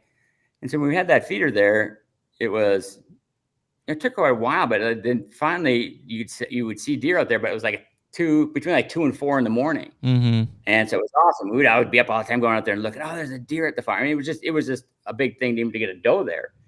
But oh my gosh, it didn't take long at all. By that summer, there would be, some of our best bucks on the farm just laying in the yard. And Linda could literally drive in with her car, drive right past me, and we wouldn't even get up. Jeez. Because it was just like every day. And that's one nice thing about Iowa is the feed side of it. People, there'll be all kinds of, everybody has their own opinions on that. Even when we had our Kansas farm, we just still did food plots. We don't hunt over like a feeder. And because I don't think it's as effective as just the food plot stuff. I think a lot of them will might hit those feeders and stuff, but I think your biggest ones make it smart to that. They just go downwind of the corn pod coming in and like there and stuff. So we always turned them off when we had our Kansas farm and just kept them into the food plots. So that's what we do in Iowa too. It's nice that we can have feeders out, and number one for the nutrition and stuff with the analogics pellets that they, have basically an EHD vaccine in there that's all natural stuff. So we just, last year was a terrible EHD year. We lost very few of our good bucks that had been on that all the time. So I think you can save your deer with it. You can keep them healthy with that. You can keep ticks off of them, to a degree with feeding. And so the big nutrition part of it, but with having that feeder, like I'd go there, any farm that I'm on, I'll go over and just check it and hit the button on it where it puts the corn out to make sure it's working and check and see if how much is in there and stuff. We started looking at like the cameras on there. It's like bear baiting, if you ever bear hunt, you see by the third day you're putting stuff out, the bears will stand there waiting when they hear their four-wheeler coming. Yeah. So I look at my cameras, and 5 minutes after I left, whether I've pushed the button or did anything or not, there's deer there checking out. They heard that I'm there. So they're getting a snout full of Lee and Tiffany and the kids and dogs, everything every single day. And so they're not afraid of it. They know that they're coming there because they know I've been there. So it's like they're not like turning and running when they smell a person. They're used to us all the time. And so like for 9 months of the year, we're doing positive stuff. Most of the time we're hitting that button on that or putting out some minerals or whatever.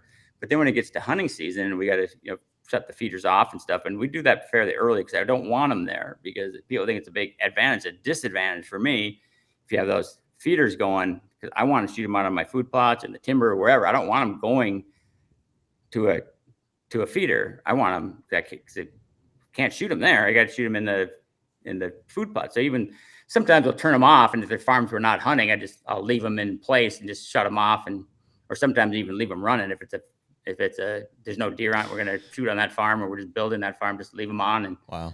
We'll just see what shows up, and we'll just have it for next year. But any farms that we're hunting, we've got to pull them out and just get them completely off the farm, and because you kind of want them in your food plots. Yeah. But then, like when they do smell you, and they're always going to smell you. I mean, you can take a drug dog, you can take some marijuana or some injection molded inside of a plastic ball and put it in the gas tank of your car, and they're going to find it. So if you think you can do anything like that to hide your scent from a deer or dog or anything like that, it's not going to happen. I agree. But you just do everything you can, where we do nothing in the summer.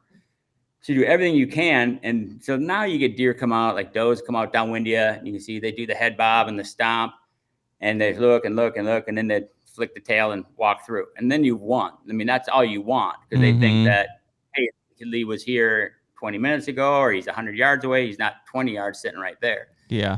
So when you get away with little things where you couldn't in the past, normally if you don't go on your farm at all, and they're not used to any people, and all of a sudden people are up putting stands up, and you're sitting in the woods stuff, and they smell you in the woods, it's blowing and going. Yeah. So you want to be out there as much as you possibly can, putting stuff out there in the summer. So like for us, 9 months of the year, I might be in this field twice a week. I'll be over in this field twice a week, whatever. When it gets to hunting season, I might hunt this farm, this stand, this spot, depending on when, once or twice a week. So if you took July and November on our farm to a deer, it wouldn't look any different. They don't know the difference between those two times. You're out in those fields about the same. And that's what I think that you have to do. And that's why we've been successful early season, is that we're out there a lot, and that they're, even if they get a little bit of a whiff of you, because there's plenty of times that you might have perfect wind, but all of a sudden, you feel it on the back of your neck, dang, it swirled a little bit, and deer out there kind of, you can see they're getting nervous, but then okay, they just go back. And if it was like, if you hadn't been there, that field would have cleared. So you got to get away with a little bit of that stuff, and that's the way to do it. Is I think you have more of a presence out there. Myself, I used to write articles about keeping everything, don't go in there, and keep sanctuaries and all this stuff, and we still do. I mean, I don't go in the timber a lot, because that's when they're in the field and they can run to the timber. That's their safe spot. I don't want to be in there, of course, other than like the rut. I'll hunt timber stands a lot, but so I don't go in there a bunch at all really in the summer. I have my stand. I do all our stand work. If I got to move stuff in, like in March and stuff, when we're shed hunting, is when I put stands up and stuff. Not that you don't have to move some and adjust some and here and there, but I try to stay out of timber. The wear is important. I mean, I think that the deer know, just based on your habitual, presence on the farm. It's like they know where the roads are at. They know where the machines drive by. They know where, the tractors spend a lot of time, like in your food plots and stuff like that. And they'll hang tight, during the season or outside of the season. But the minute, that you step into their domain, like those areas that you want to leave alone, they know that something is off. They're like, he doesn't usually do that. That's not a farmer at that point. Exactly. Yeah. And like even here still, we'll have giant deer walking right through our yard, because we don't hunt anywhere around our house, because we enjoy seeing deer. So it's like, they'll never get shot here anywhere, on 40 acres right here by our house, because we like seeing them. And so we'll have, last year was an old buck. He was like 9 years old, but he got one funky side. And a friend of mine that owns a neighboring piece, we talk about it, and I said, yeah, that deer we should probably try to shoot, even though he was like a cleaner 10 with some stickers last year, but he always had one side that was smaller than the other.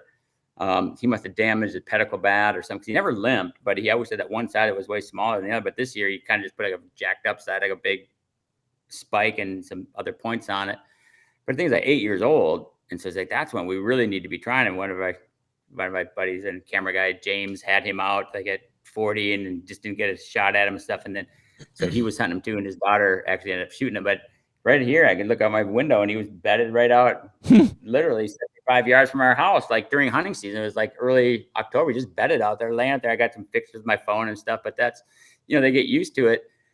And you think, oh, it must, but it's no different than when you go, like I said, up to Colorado. You drive around out there and you'll see these giant mule deer laying in people's yards and right in town, but they just never get bothered there. It's neat for me to see them and stuff here, but we certainly don't hunt them here. If I want to hunt one of them, we'll go back in the food plots or, in the timber or whatever, but just like seeing them here. So they get comfortable being around here. And it's just, the more comfortable they are someplace, hey, at least they're not on neighbors' pieces, you know? You just keep them as much as you can. I think that intent is a big thing, because I've seen, if there's deer in the field, like when we were turkey hunting the other day, there's deer in the field, we walk through, right? They scatter into the woods. They look at you for a while, but they don't. And it's just, but it's a different situation than when you're actually coming in there. Talk about, and Lee, you were talking about, these older deer being like, dogs earlier in their behavior. Think about how your dog, when you look at it, like with a smile, like it knows and its tail's wagging. And the minute that you, flinch at it or something, they're like, So those deer can read your body language for sure. Mm-hmm.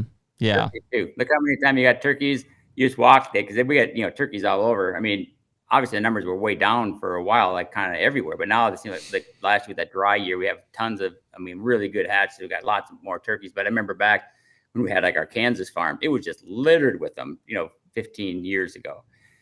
And you could, like, the whole summer when you're, planting or doing stuff, those turkeys, they were like right behind you. You're planting. I was so pissed off at them, because you'd be planting, they'd come right behind you, picking the seed out of the ground. And say, God, turkeys, you'd be trying to run them, get them out of there. But you get to hunting season, and all of a sudden, they got a million turkeys and be great. And they see you in the field, but they can just, like, your body language, like, oh, stop, there's turkeys. Mm-hmm. And something is different. Boom, they're gone. But if you just sat there and walked and you drove your tractor out there or something, they wouldn't even lift their heads up hardly. But they know the difference between when you're like a predator mode to just walking by. And that's like, I think everybody kind of knows that now. But like when you see a deer, like when we're driving our Ranger around or our electric Ranger or something, and you're slam on the see brakes. One of your bucks laying around behind the field, and they won't move. They just kind of lay there. You just don't even slow down. Don't look at them.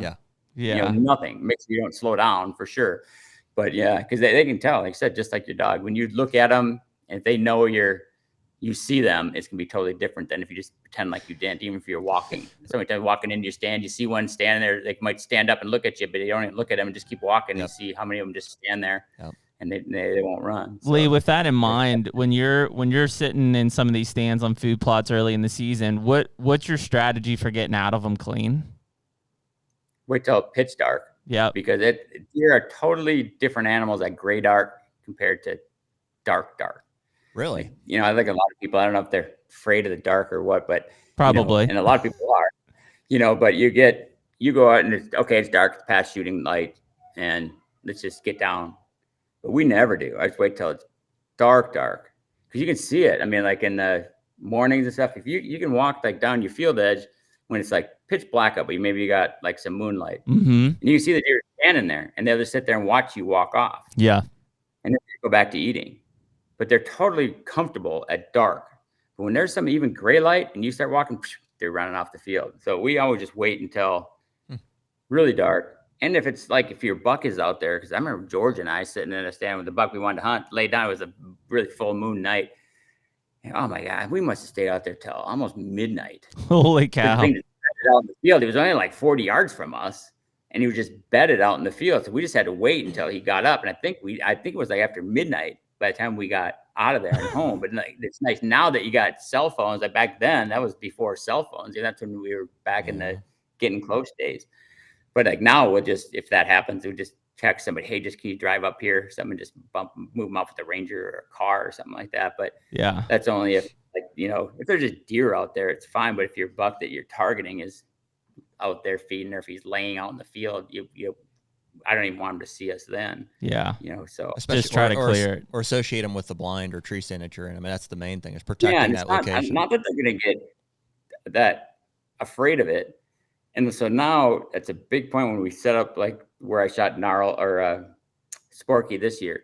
We spend a lot of time and attention on how we can get in and out of this. And that's why I like the cedar trees. I don't mind if they see you when you're walking out, but I don't want to see them getting in or out of that tree. Yeah. Because even like does and stuff, if they see you getting out of that tree, you can just see it 100%. The next day, the does walk out and zoop, they're looking right at you. Yeah. You're like, they busted us. So we had the perfect setup for for Sporky last year. And I knew it. And it's just like, I'll shoot both those bucks out of here because it's a big hill with CRP down the side. And you can walk, you would cut a lane through that CRP. You can walk real quietly, even if they're in the field. They can't see it. Anyway, they can't see it in that tall grass. And it comes right up to the hillside. And there's a big row of cedars. And then there's like one oak in there. And so you can crawl right up there. You got all the cedars on the bottom. We just had to cut some little holes when you get up there to even see out in the fields that you can't even see out there when you're getting up in the things. So it was like the perfect setup. And that's right. We're going to shoot the deer here within the first 10 days. and they're just something magical. I called it like the 4th or the 2nd or something like that, but it was wrong wind. It was east wind for those first 2 days. I couldn't even hunt. And then it was warm for a couple of days. And then I think it was like the 7th or 8th when I shot him that I said, okay, we got a little bit of a cold front, high pressures. The wind's coming around to the northwest. We need it. Boom, out like clockwork. And jeez. And there's just something magical about like a perfect setup like that. I mentioned, I moved some tree stands the other day, stands we've had hung in the past, but I realized I was like, we need a little bit of a move. And when you get into it, I sat in some of those stands for half an hour. I was doing a little bit of trimming, just soaking it in. But I was just like, dude, it's March. I'm not hurting anything. I'm here. I'm like, this is the spot. Like, I'm just like, yeah, soaking it in. It's like because those spots are rare, frankly. I mean, they're not everywhere, and so and some of them take years to kind of figure out and understand how deer are going to move around them. And when you do finally lock them in, it's just like, I just want to stay here. Mm-hmm. Yeah, I thought I was going to shoot both those deer out of there because I mean the Twin Towers left because just when they start losing Velvet, even though they were the same age, but Sporky was just so much bigger body and stuff. And you could say, I mean, I was too early to see any of them fight, but it was like some of our other old deer. I saw an old deer called Wednesday. It was like 9 years old, and he'd been like a 180 for so many years. And I thought, geez, and when he was 3, he was a 10 and had some big kickers, and he was just a 9-point for like the next 4 years in a row. And I kept thinking, okay, he's going to blow at some point here. And then I said, all right, well, he's not going to. So I actually hunted him the one year and saw him and didn't shoot him. I was like, God, I don't know. I should just wait. And maybe I'll shoot him later if I can see him or whatever. And he was already, like I said, 7 years old. And then I never got a shot at him again. And you're kind of kicking yourself why I didn't take a shot when I had it. But the next year, boom, he put the 4 up and big flyer out back. He was like 207 or something. But wow. As a 9-year-old? Yeah, it was 8. I think it was 8. Okay. It was 8 or 9. I couldn't really tell that first year if he was 3 or 4. I was, calling him 3, but he could have been 4 even that first year that he had the 10-point frame with the kickers. But he was old either way. But he had one of the giant body. It was just crazy watching that deer. He would walk out, even like a field full of does. It was like the Red Sea parting. Nothing. I mean, does were like, oh shit, here he comes. And they would just part. I mean, just nothing wanted to even look at him sideways. Little bucks would be out or even around. They'd be like, I'm not looking at you. I'm not looking at you. I'm just looking over here. I'm just standing here. But you could just tell that there was nobody messing with that deer. And I think, Sporky was a deer that I only had like 3 pictures of over the last 5 years. So he didn't live there, but I'd get occasional picture. And it was weird because we had so much food and done so much habitat work and alfalfas and liming and did everything. Had the fields of the best, nutrition and soils and pHs and everything. And if we'd only get him like 1 or 2 pictures a year. And then I found his sheds 2 years ago. And then last year or 2 years ago, we bought the piece that touches us on the south. And there was nothing there. I mean, there's no food, no food. I mean, it was just a farm field, but just had grass. They had some cattle in there. And there's some, I don't know, maybe 40, 50 acres of tillable there or whatever. And so when we first bought it, I went and found, because right away I had a picture of him and he had this big club coming out front and he had one side. And I was like, is he lined up perfectly where I can't see the other side? Or is that right side broken off? But that was even in velvet. I had one picture of him in velvet. And then we bought that farm. It was in the season, so we didn't do anything to it. We just threw a camera up over there because, by the time we closed, it was already into the deer season. And I got a picture of him over there, and you could see, oh yeah, that side was gone. And you can see like one of his twos was broken and reattached, so it's like at a 90. He had his big club out this side and nothing on that side. So it was broken off in velvet. So he ran into something hard, but I was like, hey, that's cool to get a picture of him there. And then shed hunting over there, we found the big, huge base with that big glob of horn hanging out the side. So I was like, man, he must have lived here. And I did actually this year, after I shot him, this year shed hunting over there, I found the other side. Oh, wow. Under grass. It wasn't far from that other one. So I got now both sides of them from 2 years. But so it's just, like I said, that it's a smaller piece. It's like, why would he live here his entire life when he's got to walk 300 yards and you have the best food, cover, feeders in the summer. You got all this stuff, but never went there. But as soon as we got this place, okay, so we put out, a feeder, some corn on that place every day, just like clockwork, the most regular deer on the entire place. And of course, the other buck was in there too, but you could see, like, if Twin Towers is out there in the field, the next picture, he would be in, like, Sporky would be in, and he'd be out. So it's what I kind of figured is like, okay, he likes this spot too for whatever reason, whatever they like that farm rather than our original farm. I have no idea, because we have all the does and food and everything else, but that's what's just, I think that's what's so, why you're so infatuated with whitetails, because you never know. You can't figure them out. Well, here I'll put this. Might be a single one, but you're not figuring them all out. That's for sure. Curious what you think of like this sentiment. We've talked recently about like they're kind of like old men or old dogs, however you want to think about it, but in the sense that like they're stubborn in the sense that's like, if they've been sitting in the same recliner for 30 years and they're just like, it's my chair, it's my spot, it's where I sit, they got a stain on it, it's great, it's comfortable, and you're the wife in this situation. You can bring in and say, I've got you this brand new recliner. It's great. It has all these features and stuff. And it's like, rubs your back and it cools your beer down and stuff. And he's like, it's cool. I like my chair. Like I'm going to stick here. I'm comfortable with this. I think we see that with, I think that situation you just described kind of embodies that. It's also the kind of the thing that, I think eats at a lot of us who really, dive into the land management thought process. Yeah, you want to think you can. You want to think that you provided everything for this, but it's also the reason where your neighbor with 40 acres next to you can kill your deer, and it's like, how did that happen? Yeah, guys, as they get older, they just get, because I had like one picture of him when he was like 4, and what I was guessing was 4. I was like, God, what deer is that? Because it looked like he had like a big spoon. It's become Sporky. It looks like, those camping spoon and forks together. He had like a big paddle on the end with some fingers like that out on the end. Stickers. He had a little drop tine and stuff. I was like, man, look at that thing. And I was just excited to see him all year and never had another picture of him until late season. We had, and maybe like 2 pictures. And I think it was in the same night, just like walking one way and then walking another way down the food plot. But then I found those sheds on the farm too. So he had been up there, says, okay, well, next year, this will be awesome. And then that was the year that he had the broken rack and 1 picture of him. That was it. That's all we would have had. If we hadn't bought that other place, you'd still be wondering what the heck. I know. But then when you go put a camera down there, it's like every day, he was like the most regular deer ever.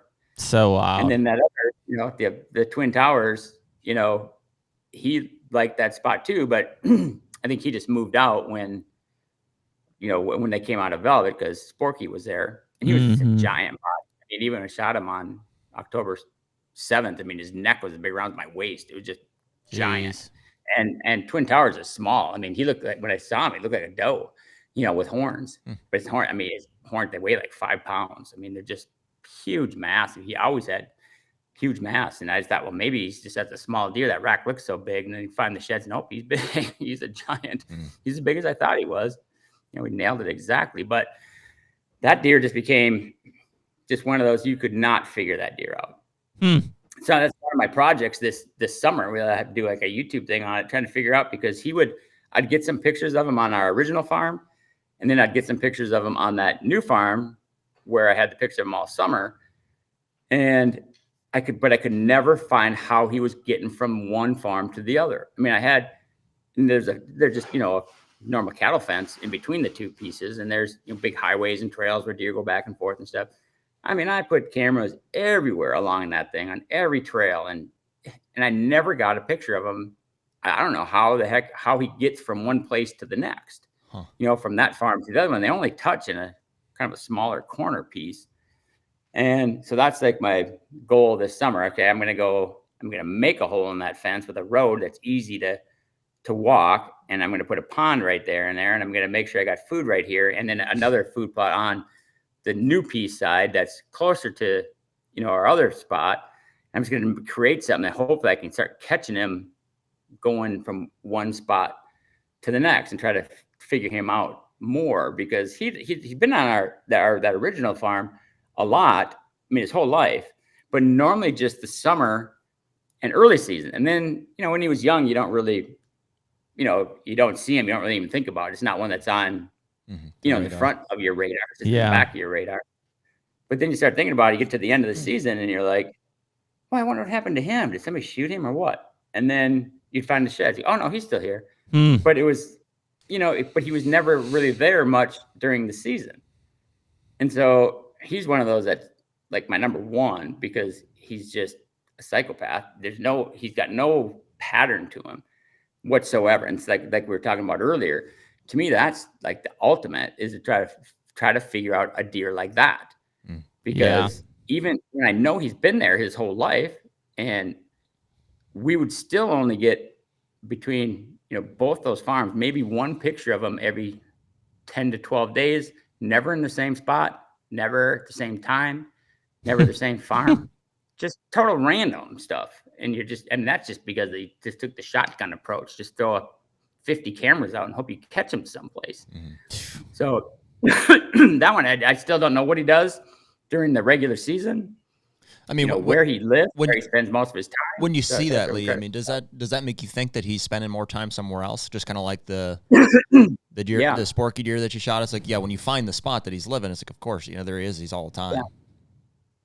Yeah, and I have another guy that I know that there's like a 160 that touches us on that side, and his wife said actually missed him early season, and then she thought she hit him like during the season. She texted me, said, "Oh, I hit a deer. Can I come and look at it?" I said, "Oh yeah, for sure, I can help you or whatever." Yeah, great. But I was like, when did you hit him? She said it was like, I can't remember the day, but it was like 2 days before that.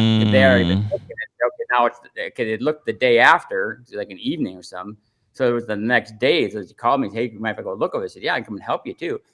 And I said, "What deer was it?" She said, "Oh, it was just this giant one or whatever, big one. I had him early season 2, and I couldn't get my bow back, so I was so nervous." And so I didn't get a shot then, but she had hit this deer.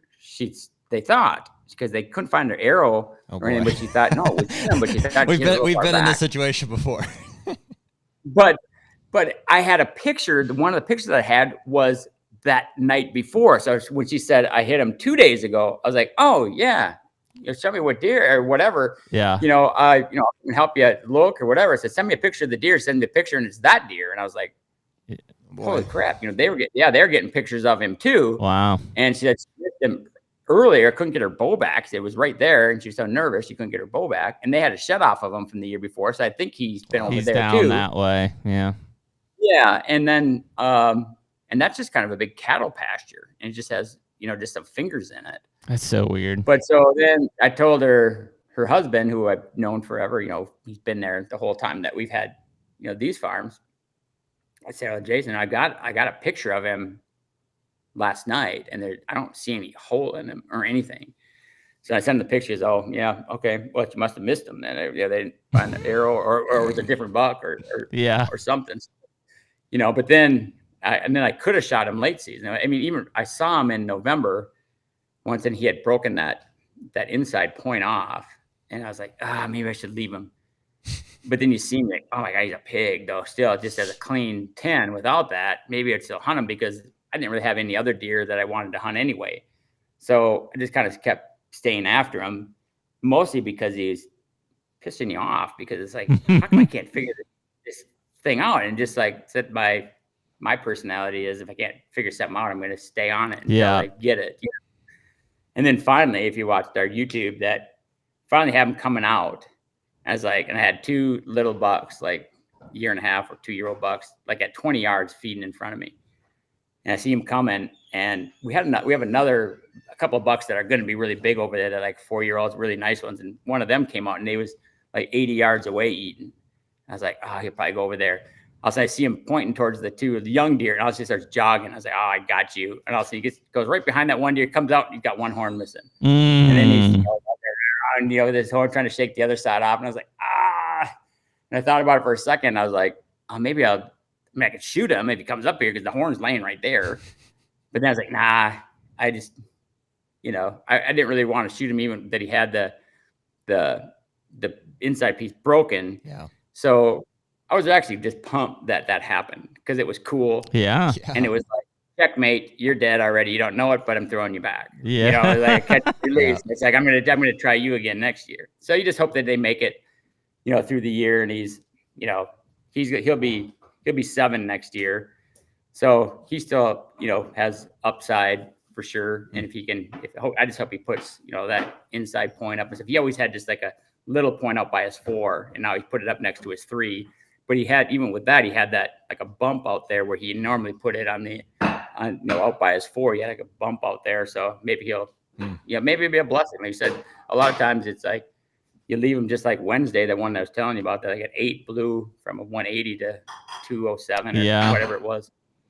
You never know. You just hope that he comes out. He's got side by sides and another one that he put on. Because I figured he'd be like right at 195 to 197, something like that. And that's exactly what he was. I said maybe he'll throw up a bunch of stuff and he'll be, over 200, and you'll be like, man, that was just, it was a stroke of luck that, that he just, the 2 times that I saw him, that I didn't get a shot at him and chose not to shoot him the last time. So the HUNTR Podcast is brought to you by Sever. Well, one of the biggest things that we always talk about is what our arrow setups are. And this year we're shooting the Sever broadheads. I think we're both shooting the new 2-inch titanium broadhead. And so, we're huge proponents of expandables. And I know we've had this argument back and forth with people, but we're right and you're wrong, and you just need to accept it. We just want to have a giant wound that pumps out blood. That's the bottom line. We build our arrow setups and shoot bows, to maximize penetration, and we shoot broadheads that are going to give us the best blood trails, the most hemorrhage possible.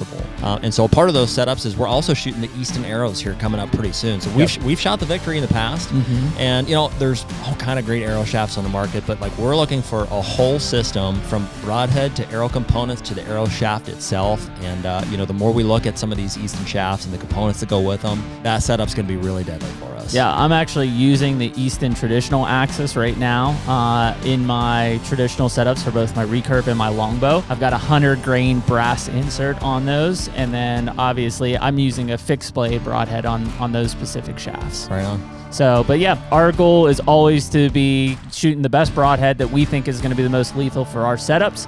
We've done plenty of research. We believe in the Sever broadheads, and we hope you would check them out at Sever Broadheads as well. Lee, do you think, like when you look at those deer, you kind of process some of those ones that are, staying consistent in their maturity and then all of a sudden blown up? Do you have any theories on that? Like, I know we've talked internally about. I was going to say the same thing. What's the thought process? Yeah. How long do you leave them? Well, maybe some of them just not breeding as much and not exerting as much energy, so they've got better resources the next year. Just your thoughts on that, because clearly you get to see some of those deer reach those really mature age classes where, frankly, if we get them to 6, we're like doing cartwheels. Are you asking about like watching for a jump? Why in antler class? And why? I'll tell you. Theoretically, why? On that, because we'll shoot deer at 5. Like my biggest deer I ever shot, the 222, was at 5. Mm-hmm. But I think deer, and I've watched it for so long, and I've talked to so many people. I know Ryan Siders, that he used to be, him and his brother Roy own Yeti, and he's just infatuated with deer. And so they have a place in Texas, and he's got a couple places in Kansas, and especially on their on their Texas farm. I mean, they got a biologist there, and they know he's got, when he shoots a deer, he'll send me a picture of it, and he has like, oh, here's this montage of from 6 years all the way down what he looked like at 1 and 2 and 3 and 4 and all this stuff. And so we talk all the time about stuff, and I'm just like, I think, deer will make one big jump in their life, and some don't. Like, you might just have like a 140-inch 8-point, but he could have a jump 2 and a big one, but they only do it one time in their life. And that's the year you shoot them. Yeah. And except, but like now we were talking with Ryan this year, he said, we've had some of these giant, some of these like deer blow up like huge, like even like at 2 and 3, like going from like a year and a half to 2. I mean, not that they're big enough to shoot or anything, but like huge gains. Mm-hmm.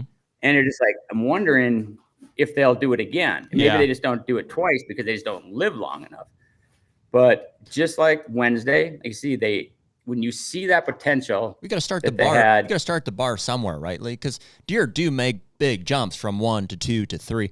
I'd say you almost don't start that until 4. You're like, okay, now they're 4. Now I'm waiting for the big jump. Yeah. Yes, and for me, I kind of look at it. I mean, because I sit down and review numbers and look at stuff, and it's 13% is what I came up with for if they make a 13% jump or bigger, that's the year you want to shoot them at. Mm-hmm.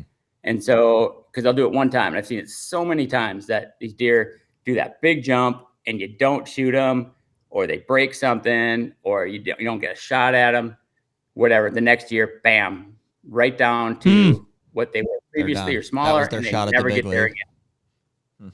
I can show you 20 different pictures of deer that exactly that thing. And there's like one, like talking about an 8-point even, but it was a giant, it was a big 8-point at 3, and he had like a kicker off his brow, but just a really nice big frame, and the end of his beams tipped up. And through his whole life, like through like 2, when I started looking, you can see him at 2, and at 6, he was like a big 8, and at 5 and 6, he started putting a side-by-side 3 on. Mm-hmm. But sometimes he'd have a sticker off his 2 and sometimes off his brow, but both always on the same side. But he was just a big 8, and the beams tipped up. And then at 6 too, he put like a little tiny 4, like a bump out at the end of the 4, but way close to the end, like an inch from the end. But it was like a giant 8-point with a side-by-side, and it was like, man, that's a deer we got to try to hunt. But he was living up to the north of us, so he would be like on our place all summer, and then you'd get some pictures of him. Like there's times we could have shot him if we were hunting there. I mean, I got pictures of him there, so he was like, it wasn't like he was unhuntable. We just weren't hunting that farm or hunting for him in particular because maybe I had different deer or bigger deer. That was the same year that I shot the 222. So I was like, I'm done on that farm. We'll leave him for somebody else or whatever, and we just never saw him again. So his whole life an 8-point, and then at 7, he just blows up. He's got the side-by-side 3, he's got side-by-side 4s, and he's got 5s, and he's like 6 inches wider than he's ever been, and a big kicker out the base too. I was like, oh my gosh, look at that thing. I mean, and so you could go out and see him like in the summer. He lived up to the north, and just like a big bean field up there. So I got lots of video with my phone and everything else because he was out there, and that other buck that I killed with the big paddles out on the side, he was out there with him a lot. And it's like, oh my gosh, that's he was, I think I found the sheds, and he's like 206 or something like that. Jeez. From an 8-point to that. Wow. In 1 year. And I never saw him again. I had cameras all over the place. And he'd leave. I got pictures of him on our place in Velvet, and then like a couple out of Velvet, then never again. Like after October 2nd or 3rd, never another picture. So that somebody up there, honey must have shot him. So me and Cody, we're driving around just looking on the edges of the field. Just, it was early and not, necessarily looking for sheds, but, checking around the field. I think we were filming something. As I look over in the woods, I was like, is that a shed in there? I mean, and it was like in February. And I go, if that's a shed, that's a giant. So we go out there, and I was like, oh my gosh, that's him. He's alive. The whole time I thought he was dead, and it was just this giant size. And so we couldn't find the other side either. So, but I figured the other side might have been on the north. So I didn't, because that's where he lived. I said, obviously he's still alive and he was here. Maybe we should have been hunting him more late season. Then we have a little CRP field. We burned it, and then the other side was right there. So both sides were on our property. So he likely had been there a bunch. So then you're just all pumped. Okay, this is the deer I got to look for next year. I mean, that field over there, we did everything, to get him to stay there and come there and everything else. The next year he went back to an 8-point, didn't even have the side-by-side. Wow. He just had like there where the side-by-side was, the hook beam, just like he was like at a 3-year-old, and narrower. I mean, he lost like 8 inches on the inside. He was still big. I mean, that's when I got video of him in Velvet out with that paddles buck that I shot with the paddles and stuff, but he was nothing like he had been. And then the neighbor up there shot him that year, and he was still big. He was like 170-inch 8-point because he had still had like the sticker off his tooth that year and stuff. And he was, had long tines and stuff, but he was old. I mean, he was 8 years old by that time. But they make that big jump one time. And so 7, and even 7 years old was how old he was at his biggest. Yeah. Yep. And then Wednesday did that jump at 8. And so you don't know when it's going to be. And then paddles, that buck, we call him PJ and J because I shot one called PD and then PD Junior. And then he was PD Junior because you kind of see like similarities at like 2 I shot and 3. this deer's whole family line. Yeah. Yeah. So lucky there wasn't another one. Too many J's in there. But the third PD, then they look like, they're in the same genetic line when they're younger. And like I thought he had like great potential at, because I shot the first 2. That PD was like 197, and he was like a 6x5 with like a forks and stuff. He had like 9 on one side and 7 on the other. Just a huge typical white antler too. And then the PD Junior had that same look, but he never got quite as big. I shot him too at like, I think I got 7 years old, and he was like 187 or something, 180 something. But he didn't have like the height that he did, but he had like the points and the stickers. So the PJ and J, when he was saying he had that same look, but then he would be like a 6x5 with a fork. But he wasn't like, he wasn't at 3, let's say, and 4, but he never had like the tine height as the other ones, and his beams were shorter. But so I said, well, just let him go and see what he does. And then like he'd go like at 5, when you're thinking that might be a big jump, he was just a 5x5 no splits. And he was the smallest he'd ever been. I mean, since he was 2. And he's like, what the heck? And then at 6, he went back like to a 6x6. Now with one little split, but he still was small. I mean, just not a big frame, still had no height and stuff. And he was starting to get some pretty good mass. And like at 7, I think he was just like a 6x5 no split. And then, I think when Kari Rolls, a friend of mine's wife, I said, let's just shoot him. I mean, he's 7 years old now, and he's just never done anything. He's no beams, and his height's not as big, and he's just not going to do anything. So she'd see him like every night, but she was hunting a different deer. So and she never got a shot at that other deer. And so I said, just shoot that one. Let's get him out of here because he's not doing anything. Doesn't have the genetics like PD and PD Junior did. So she went up the last day of the season, and he didn't come out. And so you're like, dang it, But then so now you get to 8, and that's when he blows up with the paddles out the sides and everything else. I mean, he's still small, short tined and short beamed, but it's all this junk. I mean, all those years he'd have like one sticker on this side, one sticker on this side, something little, and all of a sudden, he's like 180, 182 or 183 with all that stuff. And I think the biggest he'd ever been was maybe 150.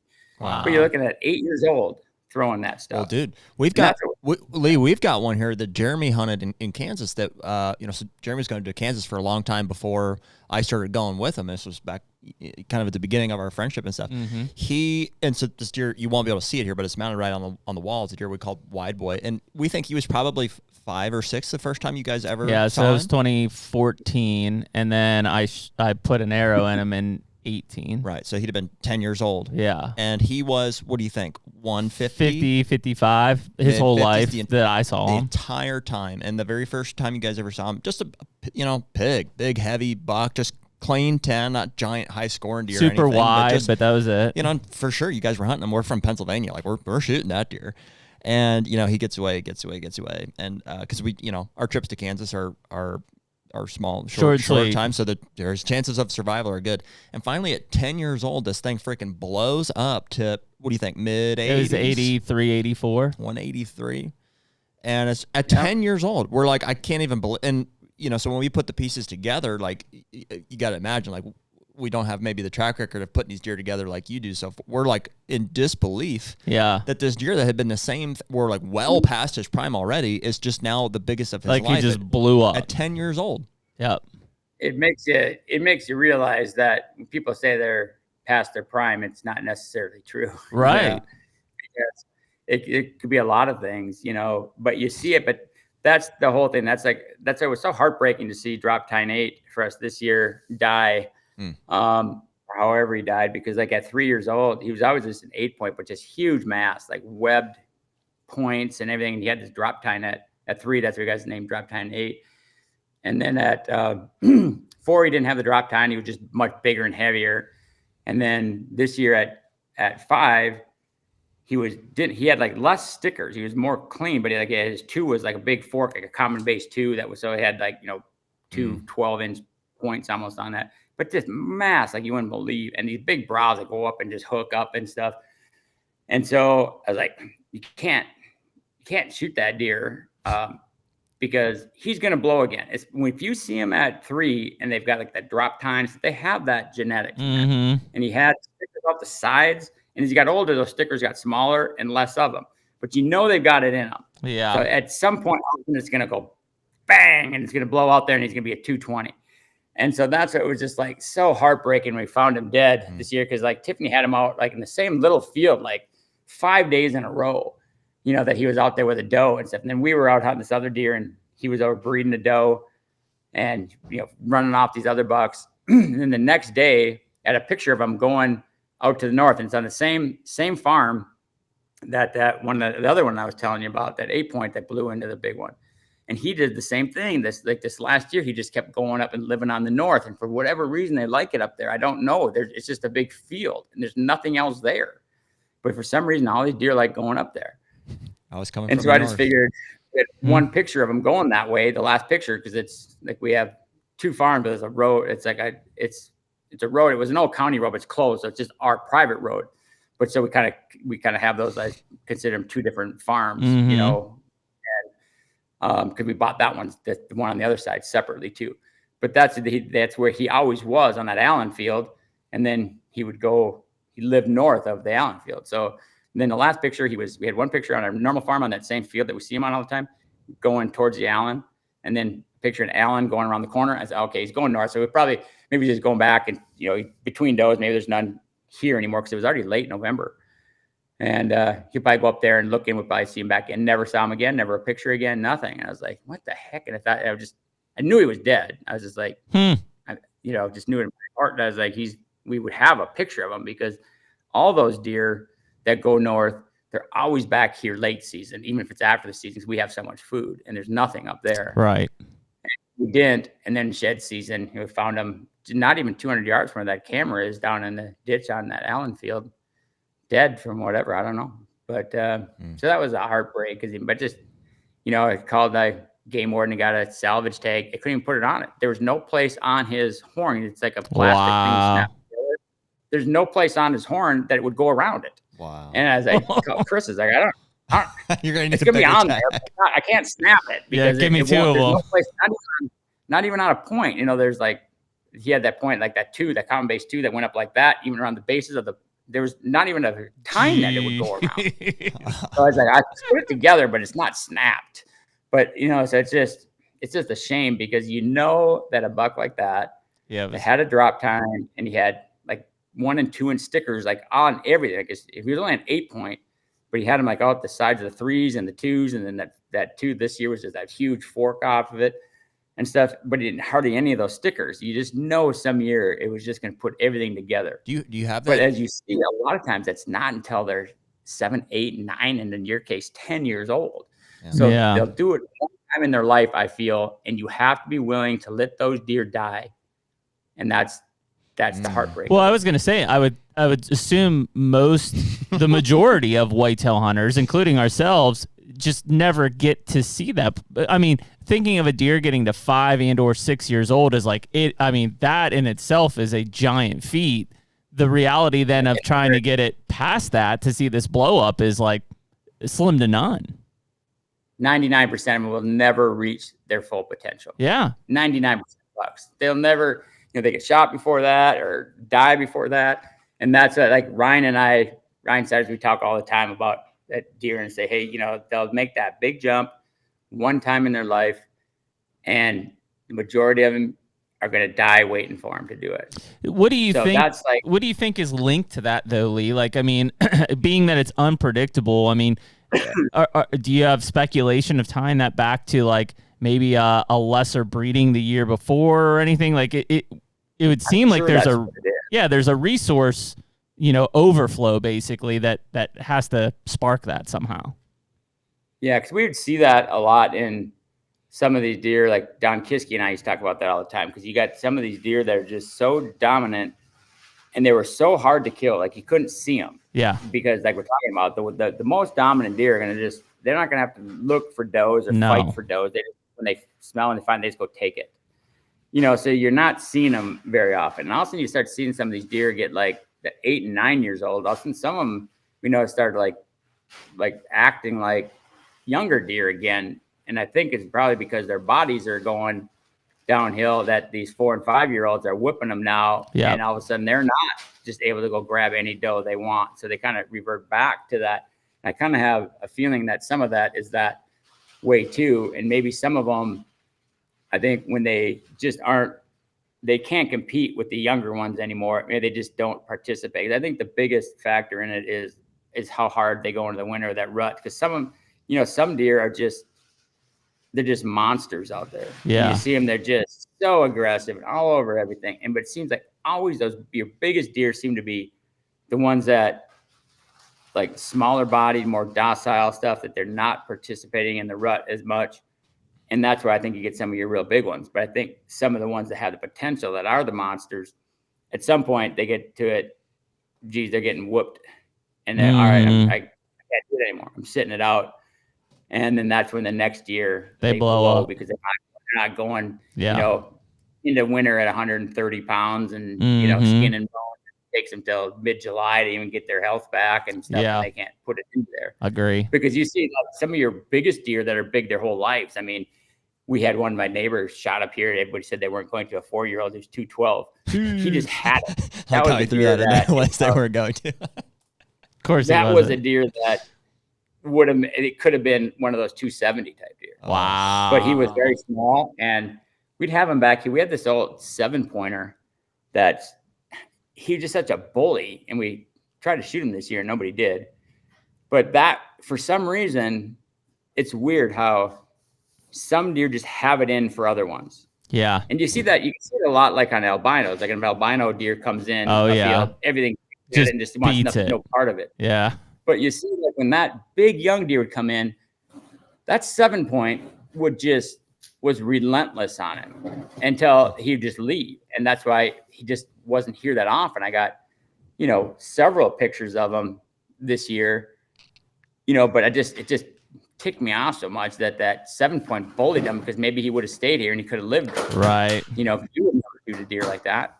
Yeah. No matter how big he is. But because some of them like that are they're always big, but they seem like the big ones like that are big their entire lives. They're 200s at 4 years old and 5 and 6, and they get that just stuff everywhere.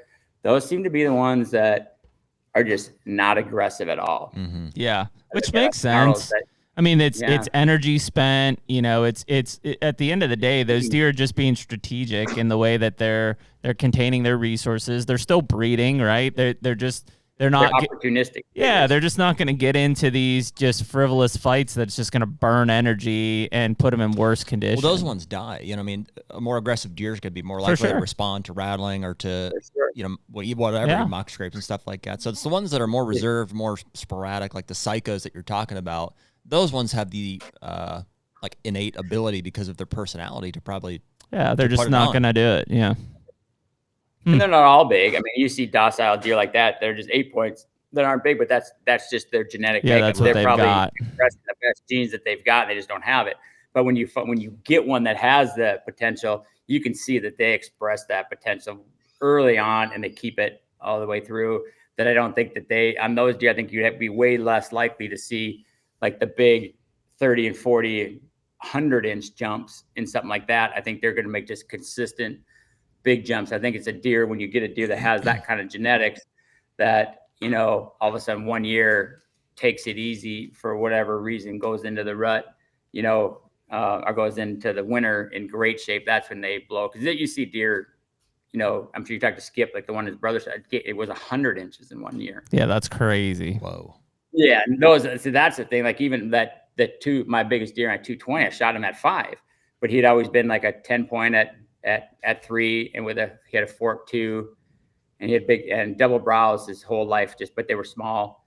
And then I got 3, he was just a nice deer. And at 4, he could see he was putting out a big frame, but he was still just a 10-point with the double brows and stuff. And all of a sudden at 5, he put out a 17-inch big hook coming off the middle and splits and stickers, 8 points on one side and 12 on the other, whatever. Just that giant frame is like, that's it.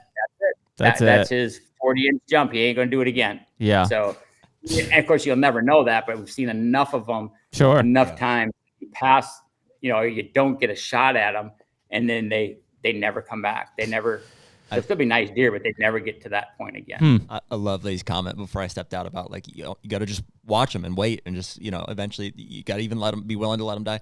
You see that clip from The Office where Dwight's like, I'll be there. I'll surveilling from a distance, and then there will be hints. I will let injury befall him, and I will even let him die. It's so weird when you get into that, because it having this conversation makes you wonder, even killing, that deer was probably 6 that I killed.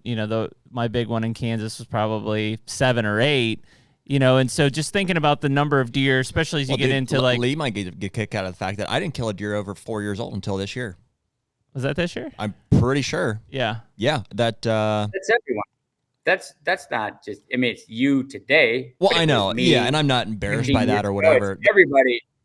Anybody. I mean, heck, for me, I was just my first. The Minnesota 11 point is the. That's Nike. It is like, that's. You were so proud of that. And then, but look, when we first started, 4 years, that's what everybody called a mature buck, was 4 years old. Yeah. And they are, but it's an 18-year-old kid. Like an 18-year-old is a lot different than a 50-year-old kid. Yeah. Well, and that's the difference between a 4 and an 8-year-old. I mean, honestly, I think where my a lot of my inspiration for deer hunting in general came from, once I started consuming media and stuff, was Bill Winke had the Midwest White, and I consumed a lot of that, a lot of the strategy and stuff that I employed. And Bill's thing was always 4 years old. 4 years old, that was a mature thing. And I'm looking at what he was doing as that's it. That's how you do it. And I think it wasn't until, the past couple of years we kind of realized, well, hey, 4's kind of it's almost the new 3-year-old, to guys that are starting to get these new. Now it's you're not going to see that antler potential until a lot of what we're talking about here. It could be 5, 6, 7. Well, it just makes me think of how many, and it's the unknown, right? But how many deer are getting killed at 5 and even 6 that, are a year away from a 30-inch potential blow up. And it's man, he killed it's a 195-year-old, and it's and how are you going to tell him to pass that? In fairness, this is a very spoiled conversation to be having.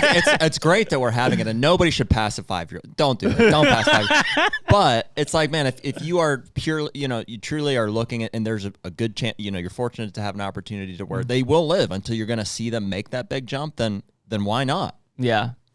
Oh, for sure.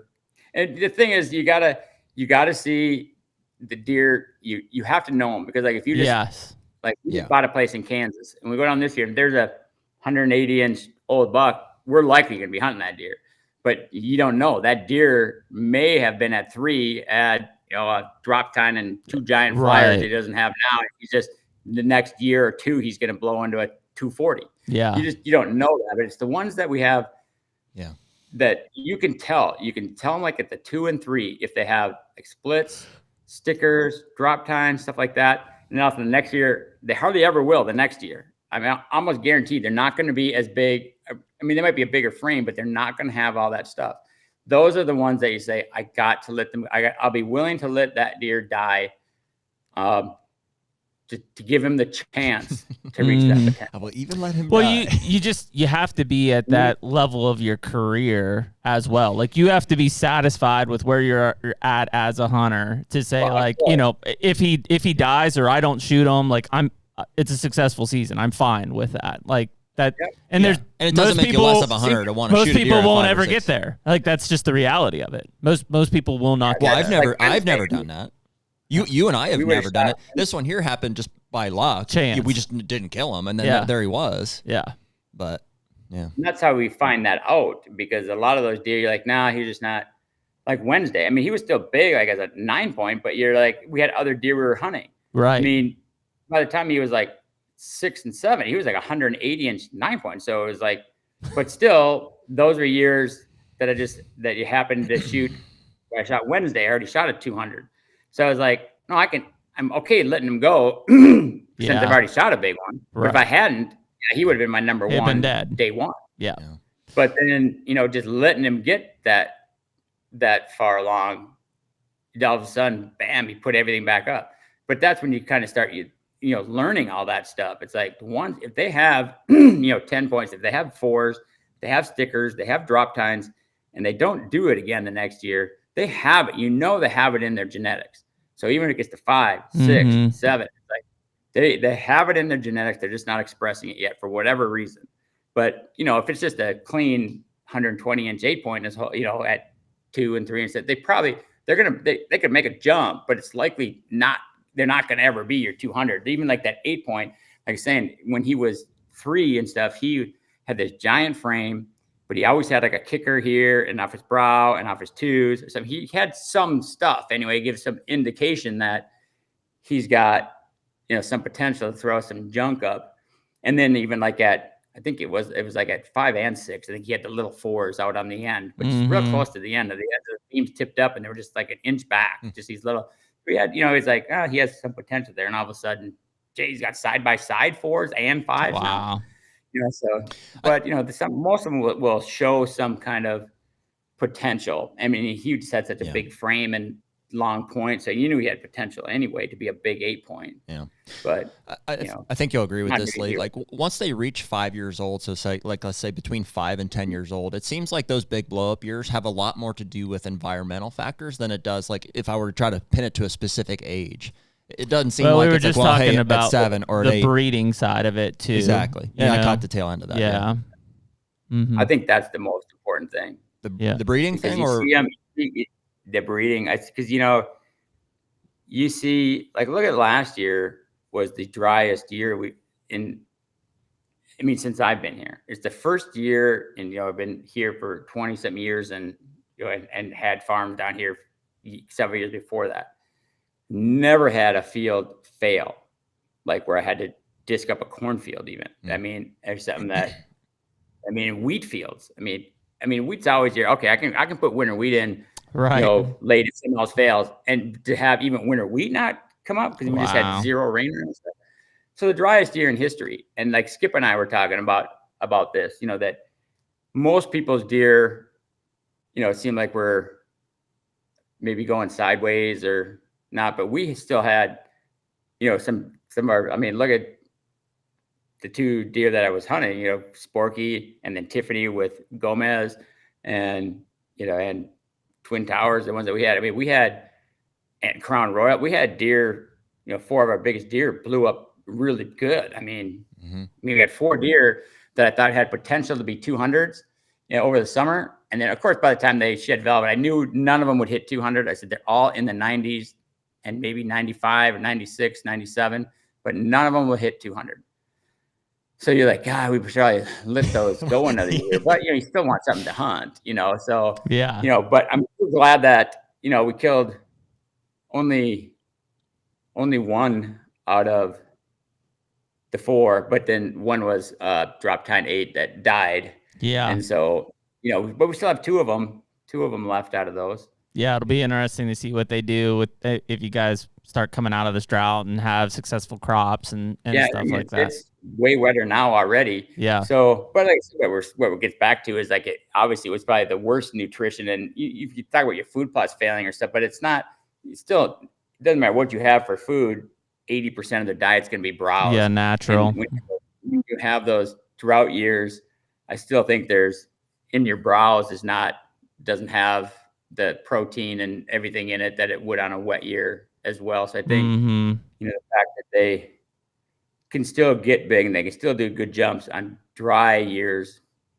I just don't know that. I think that going into the winter after the rut in terrible shape is worse than drought, than nutrition stuff. Yeah. When I think a lot of people listen to this, especially when we talk about these deer getting to like, the 6, 7, 8, 9-year-old, they immediately think Iowa, they think Kansas. There's a lot of places, even like where I'm at in central to eastern Kentucky, like these places that are really difficult to hunt, to get in. We talked about like the 4 bow hunting counties of West Virginia, even. Like there are deer that are getting to 8, 9, 10 years old in those areas. They're just difficult to get to. You know, deer still die of natural causes and stuff, but because it's difficult to hunt and the pressure just can't get to them, they live, right? And they continue to live and grow. Like you have a chance in these areas to see these deer hit 7, 8, 9 years old and have one of these blow up years. The age class is everything. Like the genetics. Unbelievable. Kentucky's got unbelievable genetics. Exactly. I mean, you see these big ones. I mean, we're looking for a place in Kentucky, and there's some place that we should have bought. I mean, 'cause I have a friend out there, you know, and he shot a 260 out there.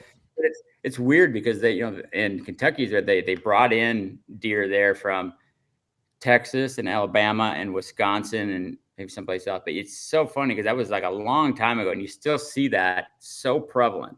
But you see the Wisconsin deer, because I've shot some deer. I hunted out there and, you know, shoot some of his management deer, which is just anything that's old. I don't really care what it has, just to give me the hardest pain in the ass deer you have, and let me try to hunt that thing. You know, that's what's fun for me. You say, hey, I'm not going to go. Yeah, hey, I'm not here looking for a 200-inch deer. I'm here looking, you know, helping, you know, shoot a management deer. So find me the oldest, gnarliest thing you can find. I still have just as much fun. They're just as hard to kill, you know, no matter what they have on their head. But you can see, like, some of them that you shot just have these giant bodies, huge neck. And it's like, God, this is as big as any deer we have in Iowa, that's for sure. And then you can see, like, the Texas genetics. Like, you see, look at this deer, but it's kind of spindly, but it's big frame. And you also see walks on, you go, oh my gosh, it looks like a German Shepherd with horns on it. That's like that 2 or 3 year old I found that shed off of. Yeah. Is the same way. Like, I'm looking at this deer, like, he surely, it's at the cabin. Okay. No, he surely looks, I've got one like that, Lee. What was it? He was a 6x5. And this is I'm gonna say for sure 2-year-old. The mountains of Kentucky. Yep. Like, I mean, Eastern Kentucky. Yeah, there's no ag. It is pure mountains. And I mean, he's a 6x5, biggest young deer I've had on this property. It's only 75 acres, but it bumps up to national forest ground. How big was that shed? That deer would have been 145 as a 2-year-old.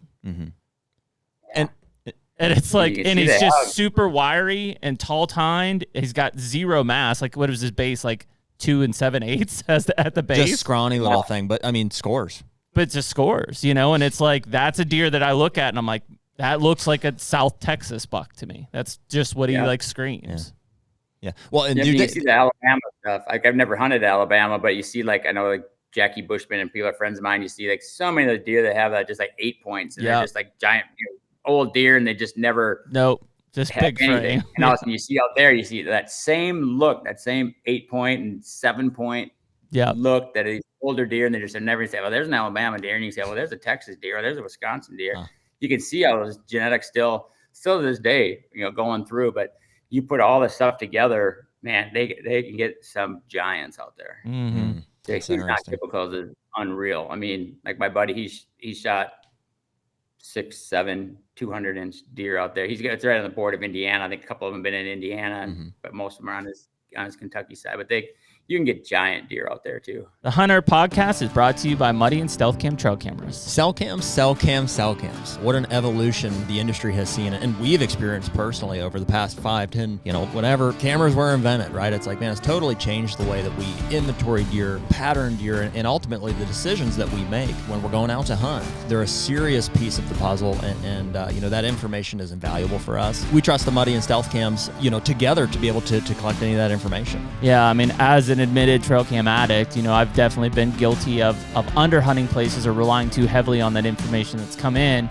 That said, it's an invaluable tool to the overall management plan and strategy that I have for my own properties or even hunting public land. It doesn't matter. We have a finite amount of time in going out and hunting. So when you and I are after a particular class or quality of deer, usually a mature buck, we can't waste time hunting an area where that deer doesn't exist. And those cell cams provide that information that allow us to spend the time in the area with the highest chance to accomplish our goals. Say it all the time, man. You can't kill them if they're not there. That's it. So right now, any of our listeners can use code HUNTR20 to get 20% off either Muddy or Stealth cameras. We're certainly going to be taking advantage of that, and we hope you guys do too. Yep, check out Stealth Cam and Muddy. Yeah. I mean, that's, you know, I've hunted all over Kentucky and I've seen giants, and, you know, I like the area.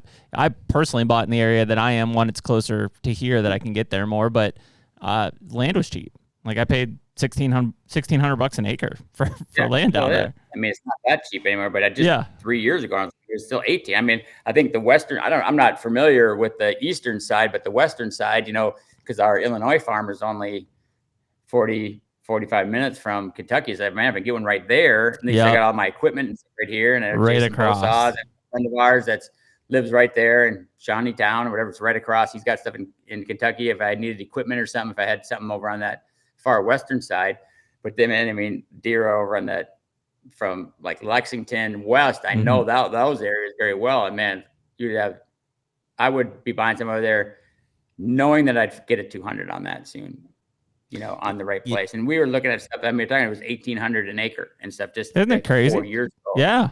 Yeah. Like, this is nuts. Why isn't this is the last best kept secret? But I think it's these more guys have expensive now. Well, not as expensive as other places. These guys have a farm in Southern Illinois. Oh, really? Yeah. In fact, funny enough, I don't know if you know the guy. I talked to a gentleman this morning for like half an hour. First name's Tony. And he brought you up just by happenstance. I was like, funny enough, I talked to him like half an hour. He's like, oh yeah, he's like, I hunt the neighboring farm to your Illinois piece down there. He's like, there was this big giant deer and he was using his fence line coming between the two. Some guy shot him with a pistol. I don't know, does any of that ring a bell? No, I've heard that story from somebody. Somebody showed me that, and I was like, "Geez." Oh, it was a guy that said he was. I used to be an attorney. I said, "That's him." No, that's him.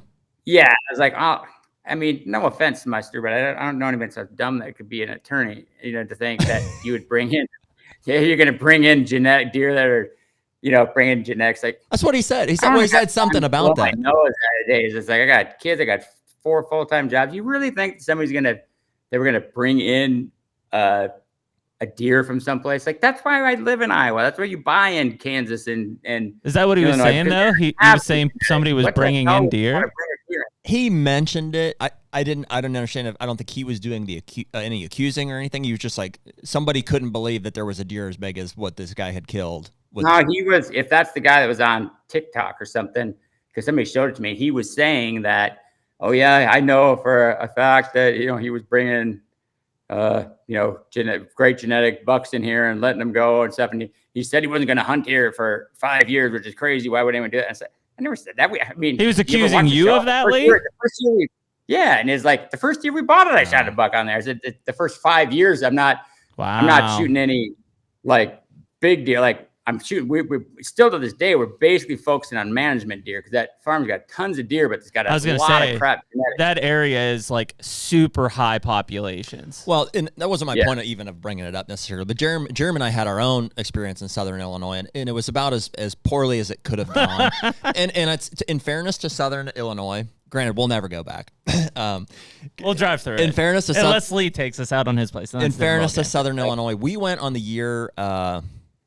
What year it was that? It was 20, the year after COVID, so it was 21. 21, and what happened was we saw that giant flock to the outdoors. Like, license sales were up by whatever, some crazy number, and we did not draw in Kansas that year, I think is how that went.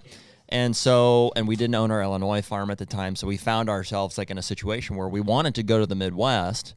But, where do you go? It's like, Missouri's got the gun season during the rut. We didn't really have a place to go. So we landed on Illinois, basically. We were looking at Shawnee National. Or, boy, there's in fact, there's some guys that are with Meat Eater now. They were the Element before that.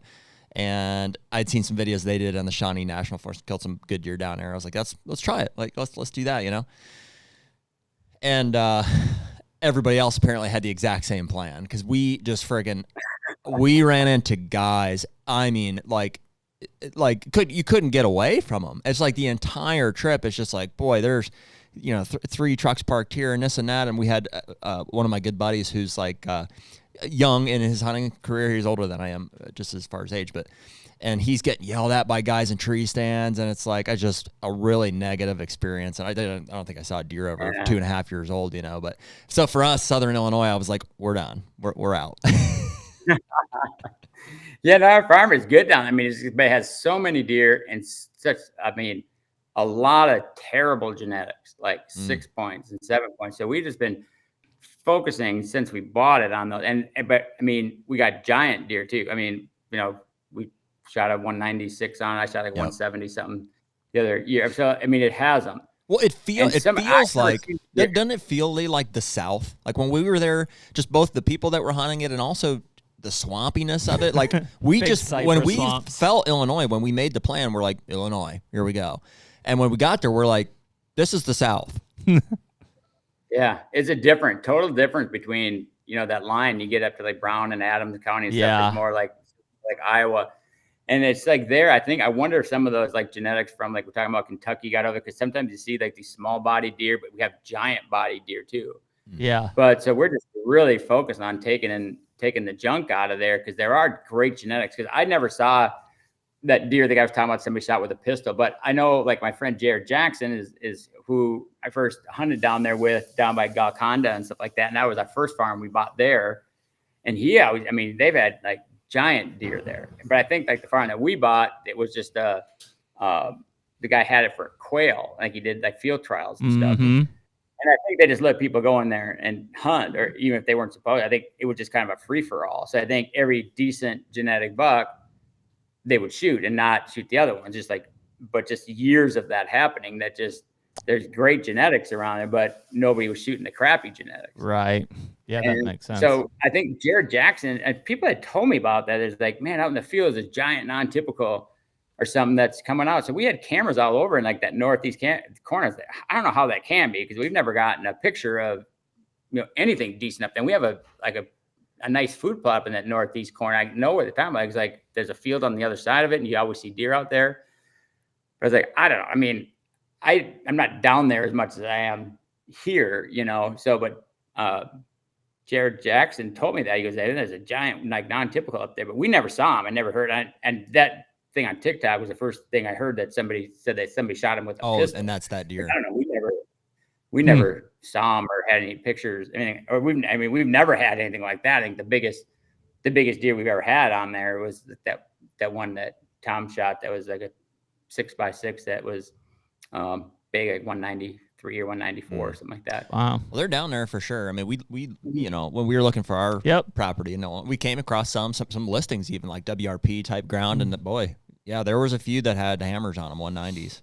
Yeah, no, they're definitely in there. It is. It was too fresh. Our experience was too fresh. We couldn't go back. It is very much similar to some of that far western Kentucky type ground. In terms of the swamps is what makes it feel south. Western. I mean, I hear a lot about it. It's more of that blocky. When you get further towards the east, towards Lexington and stuff, it's more rolling hills. But like when you get to the flatter stuff out towards like Paducah and stuff, it feels very much like that blocky Southern Illinois farm type ground. So I have hunted. In fact, my very first trip to the Midwest was really close to Paducah, Kentucky. I was hunting with a buddy that I met with an internship I did when I was like a teenager, and that was my first trip. I borrowed my dad's truck, and I went out and hunted Southern Illinois. Oh, that's when I let all the cows out. That was Cattlegate. Yeah, Cattlegate.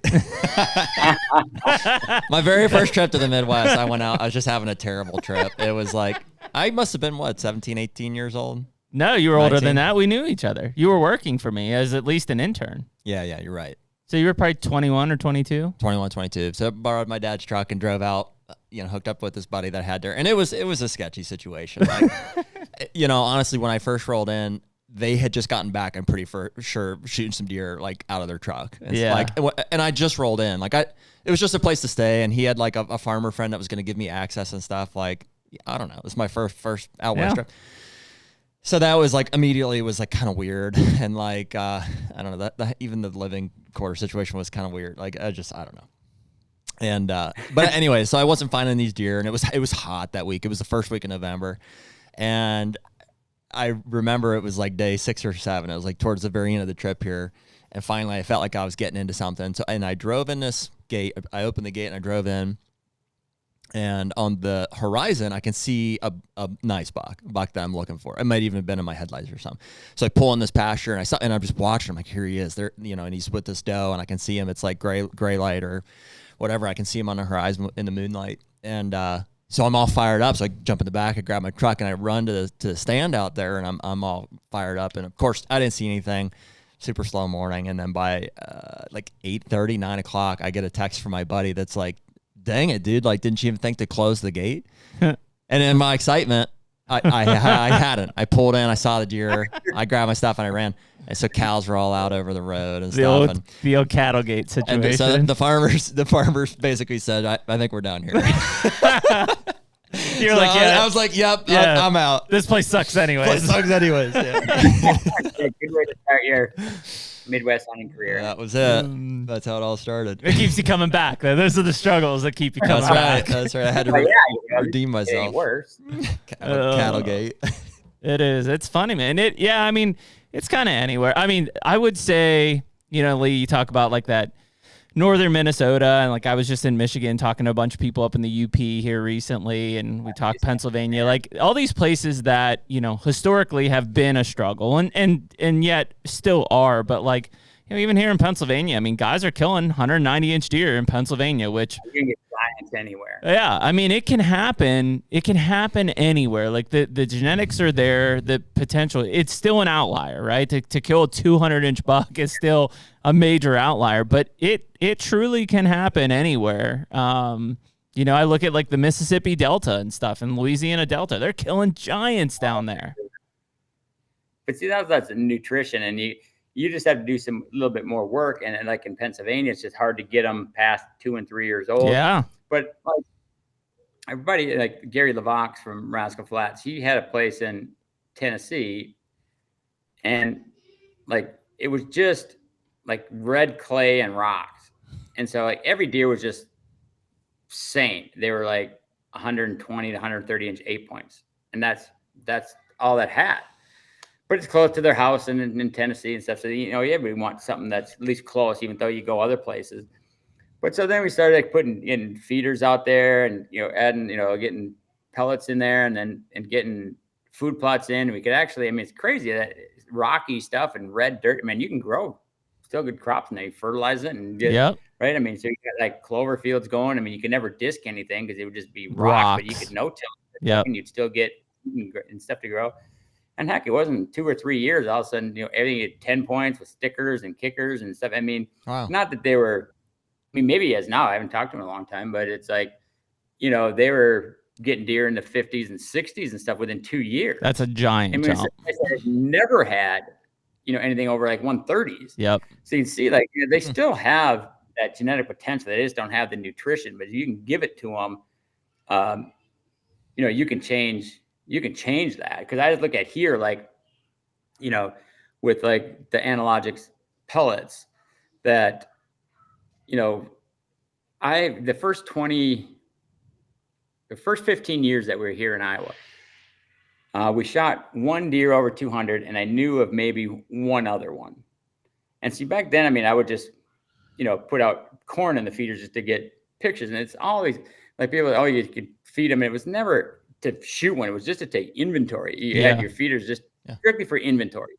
It's like you had all the food in the world. It's like you look around Iowa, look around. It's cornfield and bean field and alfalfa field. It's like there's no lack of food. It's not like they have to come to a feeder, but they always do. They'll come in and take a few bites and go out someplace else. But it was just a way to take inventory at that time. If you had I'd have a 10-acre bean field food plot. And you'd have to have 200 cameras at every trail coming into it. And you still wouldn't get pictures of everything. Mm-hmm. But you put one feeder in the corner over the summer and you'd have an inventory of everything. So that's what we did for years, just with corn. But then you start learning more about nutrition and how like stress and stuff with ticks all over them, how much stress that puts on a deer and how much they can put on if you can take some of those stresses away and give them proper nutrition and stuff. So then we started using like the analogics pellets, who like a lot of people don't know. They just think it's a pellet like anything else. But the background of analogic, that's why I kind of teamed up with them and been working with them on stuff, is that they're they have a big labs like in the cattle and in the regular stuff. So like right now when they say it's antibiotic free and non-GMO meat, we don't want no antibiotics. It's not that they don't have antibiotics in them. So that's what Analogics parent company, that's what they did. So you'd have these, the antibiotics and stuff that you'd give to animals. So now they wanted none of that anymore. So they said, okay, well, we gotta do something. So they had they had, the money in the cattle and the, that industry to research all this stuff. So they would take all the prebiotics, probiotics, every one of the essential oils and stuff. So they made these antibiotics. Okay, what naturally occurring things can we get that mimic this part of the vaccine and this part and this part?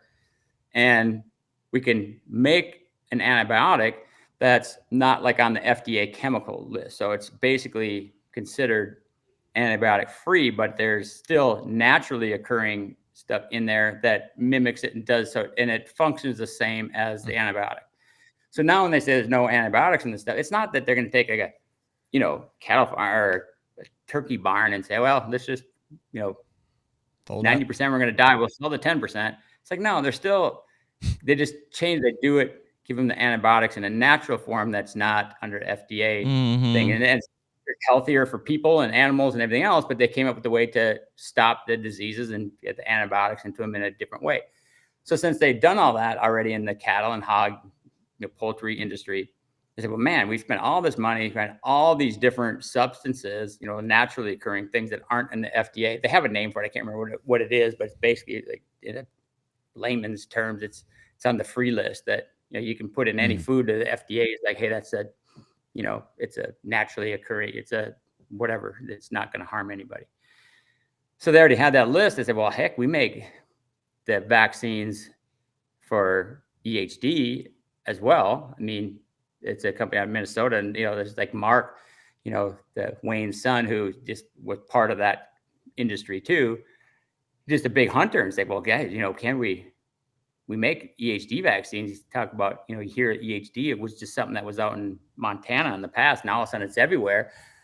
Can we mimic that? So they had already done all the research and had all that stuff in the cattle industry. Says, yeah, here's the way we have them. Now, bump, bump, bump. It's already on there. So Lee, real quick, that. Was that EHD research was that done originally for wildlife or for cattle? No, see, it wasn't for EHD. It was to find the antibiotics, like, for cattle and poultry and all that stuff. But so through that, they took like every kind of essential oil, and like I said, prebiotic, probiotic, everything else. See, they had to analyze like thousands of these naturally occurring substances. And so they researched every one of them and what the makeup is of that molecule and stuff. And is there something in that would mimic a chemical antibiotic? Right. So, okay, well, this mimics this, this mimics this, this mimics this. Okay, so now we can make basically some antibiotics for these things that are not chemicals. It's all natural based. Sure, I'm with you there. Like for what, I guess. You know what I mean? So what were they trying to treat specifically and then how did they realize that, this could prevent against EHD in deer? See, so the first thing that they had made antibiotics for cattle, poultry, whatever. That just like for a person, a Z-Pack, a Zithromax or whatever, a Zithromycin or whatever. So maybe that was what it is. But say, hey, we don't want these chemicals in our meat. So so they start promoting, hey, we want non-antibiotic meat or whatever. So they analyze all these chemicals or these naturally occurring organic things and say, okay, now this will mimic the molecule in a Zithromycin or whatever it would be, whatever they were using, for antibiotics. So they had done that. That work was already all done. And so just on an afterthought, they was like, okay, so now we have we make the EHD vaccine because they're in Minnesota. I think the DNR came to them and said, hey, for captive herds. Yeah, we used it in captive herds. It was actually an injectable. I think we had to give it to at least the one we did. Wow. Had to be twice. Is that known? Like I don't think I knew. Yeah, but it's just applicability up until what Lee's about to talk to a wild herd. I mean, you can't inject. It had nothing to do with a wild herd. It was just for people that had pen raised deer that they would lose them the same as wild deer. Well, I don't think that's really promoted though. Like I didn't know that there was an EHD vaccine. Most of your deer farmers do. Okay. Yeah. Oh yeah. Or research facilities like our Mississippi State facility. So application is just the issue? To a wild herd? No, you can't chemically treat any wild animal. Yeah. Legally. So that was the whole thing. Legally. It's like you can't, it's illegal to do that. So you couldn't. I see. Because so now your research is making sense. So you need to have the FDA approval type version, the mimicking, and also have a solution for giving it to wildlife. How do they consume it? At a landscape dosing level. That's what I'm talking about. Dosing level. Yep.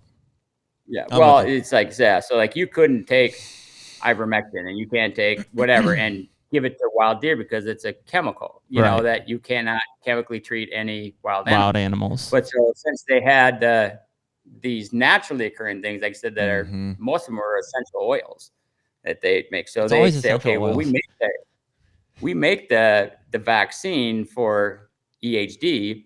Let's try to mimic that the same way we did antibiotics, because the antibiotics work perfectly. And so is it as effective as injectable one that they made the vaccine for?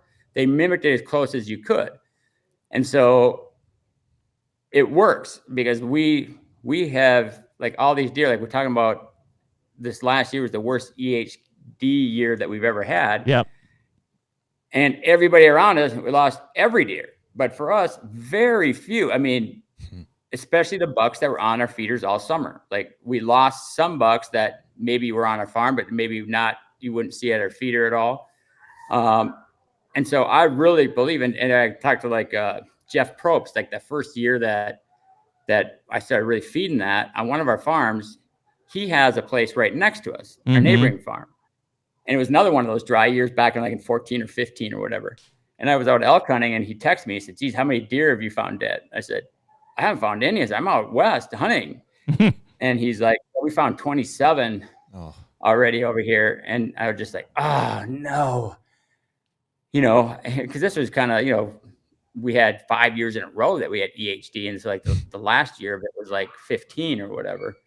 And then that's when I really started thinking, okay, we got to do something for this. We had 5 years in a row, and no year was like so bad that it wiped out all our deer. Right. But it was just incrementally getting worse and worse. It was like so many of those dry years in a row that we had EHD. So I was telling people about like in 2010, we had so many like mature bucks because you couldn't shoot enough of them. Because I mean, you can't get drawn here. It was hard. So you had, 20 bucks that are 5 years old. I mean, you might shoot one or two and neighbor shoots two, and you got a couple that die, several that die from natural causes and fighting or whatever.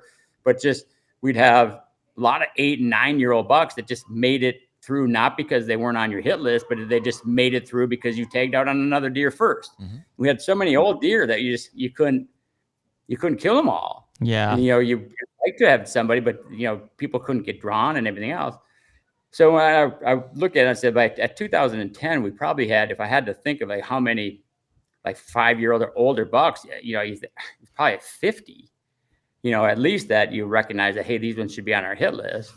And by 2015, after that, I had, I think like 4 or 5 that I could say that I thought were over 5. So it was that devastating. So when you have stuff like that, if it's 1 year or something like that's one thing, but all those years that it was never terrible. It's not like they ever 1 year wiped them all out. It was just over each year it started just chipping away. And I was like, man, we got to start doing something. And that's when I started, met like Aaron Gaines. He used to work with Don Higgins. And they started, I think, at Real World with some of that. So I used some of theirs to begin with. But I'd met Don, but I didn't know him like well, but I knew Aaron and Kevin. I talked to them all the time because he was the nutrition guy. He has a PhD in nutrition, animal nutrition. Aaron does. So I talked with him all the time. And then when he went over to Analogics, so I just went with him because it's like, okay, he had part of the puzzle with the nutrition side, but the part that he didn't have was with Mark's side, the laboratory side. So we put those two together. I think that was the best situation that you could find. And so, and I think somebody used to be like Don or somebody had said, and I think Don is awesome. They maybe said, oh, he, somebody else paid him more or something. It wasn't anything like that. I don't care about sponsorships or anything like that. It was, I didn't know Don as well. I talked to Aaron and Kevin all the time, and I just went whatever they recommended. So I had nothing against any of those. It was nothing about sponsorship stuff or anything. I was just at our wits' end. I need a way to figure out how to keep these deer alive. Right. 5 deer left on a dozen farms and stuff that we had 70 of them in the past. So, but anyway, that first year that I started using that, I think was maybe within 15. And that's when Jeff Probst called me and he said they found all these dead deer. And I remember when we were coming back, we had a deer we called Diamond over there that was like 6 years old. And he was, he was, I don't know, he was maybe like 180 or something like that. And I told Tiffany, I said, we're still getting pictures of him. You got to go like the first day and there's a gate gap that he's coming through.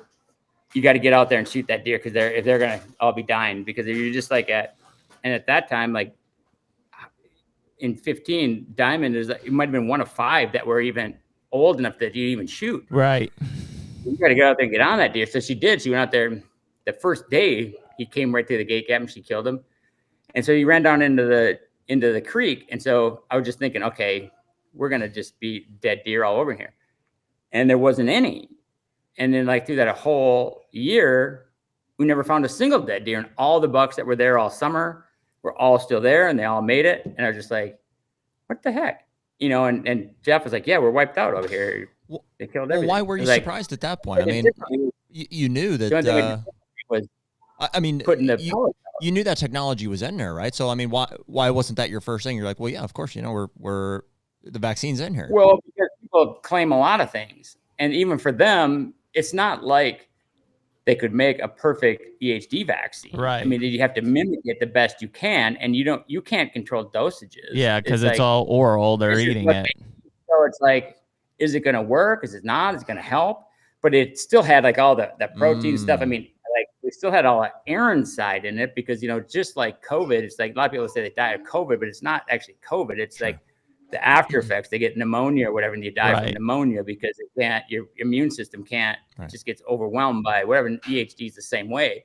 They can, obviously, tons of them can live through that. But, if they're in bad shape, they're never going to make it. But if they're in good shape, they could make it. And so that was the whole, like Aaron's side with the nutrition, with the probiotics and prebiotics and all that stuff, to try to keep them as healthy as you can. But then when you added the science side of it too, like, hey, we're going to mimic the vaccine some, if they eat enough of it, that, that can help them through too. So it's not like 100%. And even the EHD vaccine isn't 100%. You give it to the captive herds and you still find some would die. There's a percentage of them that would still die that even had it. Sure. So, but now like it's been, since 2015. I mean, for me, I have no doubt because I see on these that years was my next question is like, who's the marketing guy at Analogics? Because if you came out and said like prevents EHD, like, dude, you guys could just go ahead and put an order on the plane now or buy the rest of the farms. See, they have to be very careful. Yeah. You can't claim that because because it's not in the actual vaccine. You can't say how much they're going to, you say it helps, whatever. And so that's what I'm doing right now. Even talking with you guys, talking about it, I tell everybody, and that's why Skip is putting it out right now, because there's not people don't know, but it's like you can't just come out and say it as the company. You spend 20 minutes talking about it. How do you put that in an ad and something that you can't? I mean, maybe you sounds like a discussion they should have. Well, because dude, even last year, Skip was the first guy that I heard about. Even that Analogic was like, maybe like, hey, because he was like tinkering with some stuff. He's like, oh, I have all this garlic. You know what I mean? Yeah. And he had all his home remedies and stuff. He's like, Lee seems to think that like this Analogic stuff is like really helps with the EHD. And now like that we dig into it a little deeper, we're like, well, yeah, okay, yeah. Here's the history to it, the science that went into it. It's like, of course. And I'm with you from a marketing standpoint. Like, well, maybe they can't come out and make that claim, but surely we can. And I didn't know either. Somebody should, like if it helps, That first year, and I did YouTube stuff on it, but it's just like, you can't, I'm just one person talking. So, it spreads, over time, but it's not really until this year that we really started singing the praises of that, because obviously in 15, it worked for me where I didn't lose a single deer. But then since then, we haven't had that much EHD. We've had wet years and it's been fairly good, and we haven't lost any. Even though, we've had neighbors and stuff, and some of those years it was very spotty, and you're like, okay, well, did mine live because it was just not in the spot that had it or what? But now after this last year, where it was so widespread, and, we go to like some of our farms, and I'd find like 20 and 30 does dead. But a lot of the does you find them not in September. It was later. It was like in October, November. But like, you remember, like there's food just like ours everywhere in the summer. There's nothing that I can do that's any different than what farmers. I mean, I try to pay attention to soil, and there's all kinds of little things that you try to do to give an advantage over a neighbor. But there's corn, beans, alfalfa everywhere. Mm-hmm. But as soon as those neighbors' crops come down, we get a whole influx of new deer coming into ours. Sure. And so we have a whole, I mean, that's what was funny, because like our bigger bucks that we had there all summer, we're going out, we're finding these dead deer everywhere. Like, oh my gosh, oh no. But it was never those bucks. But you don't know what does we're eating there and what our new ones are coming in. So it's like, why are we finding, 20 different, 20 and 30 does on these farms and no bucks? Right. And if there was that buck, it'd be a little one that we don't know, one I had never seen before. But it wasn't until this year there's like, it 100% works. Because, the rest of the years, you're like, maybe it just wasn't hitting here. Maybe I just didn't have it. But after that, that 100% it works. And even with the protein levels, like Aaron made me up a recipe basically. Okay, this much pellets, this much roasted soybeans, this much corn, this much soy oil. And it changes like for 3 different times, 3 different seasons, for the ratios of corn and beans and stuff. But I would look at that and I said, man, between when I first started hunting here, like in 2000 to 2015, when I started doing that, we'd shot 1 200-inch deer, and I knew of one other that was on our place that a neighbor shot. But since 2015 till now, I've shot 6 myself, and have known of several others. It's like, is that just? I'm not doing anything else different. I mean, a lot of them on the same farms. Wow. So it's like, is that coincidence, or is that extra nutrition that you're paying attention to and not putting a corn pile out or corn in the feeder? Is that the difference? Well, it has to. I mean, dude, look at.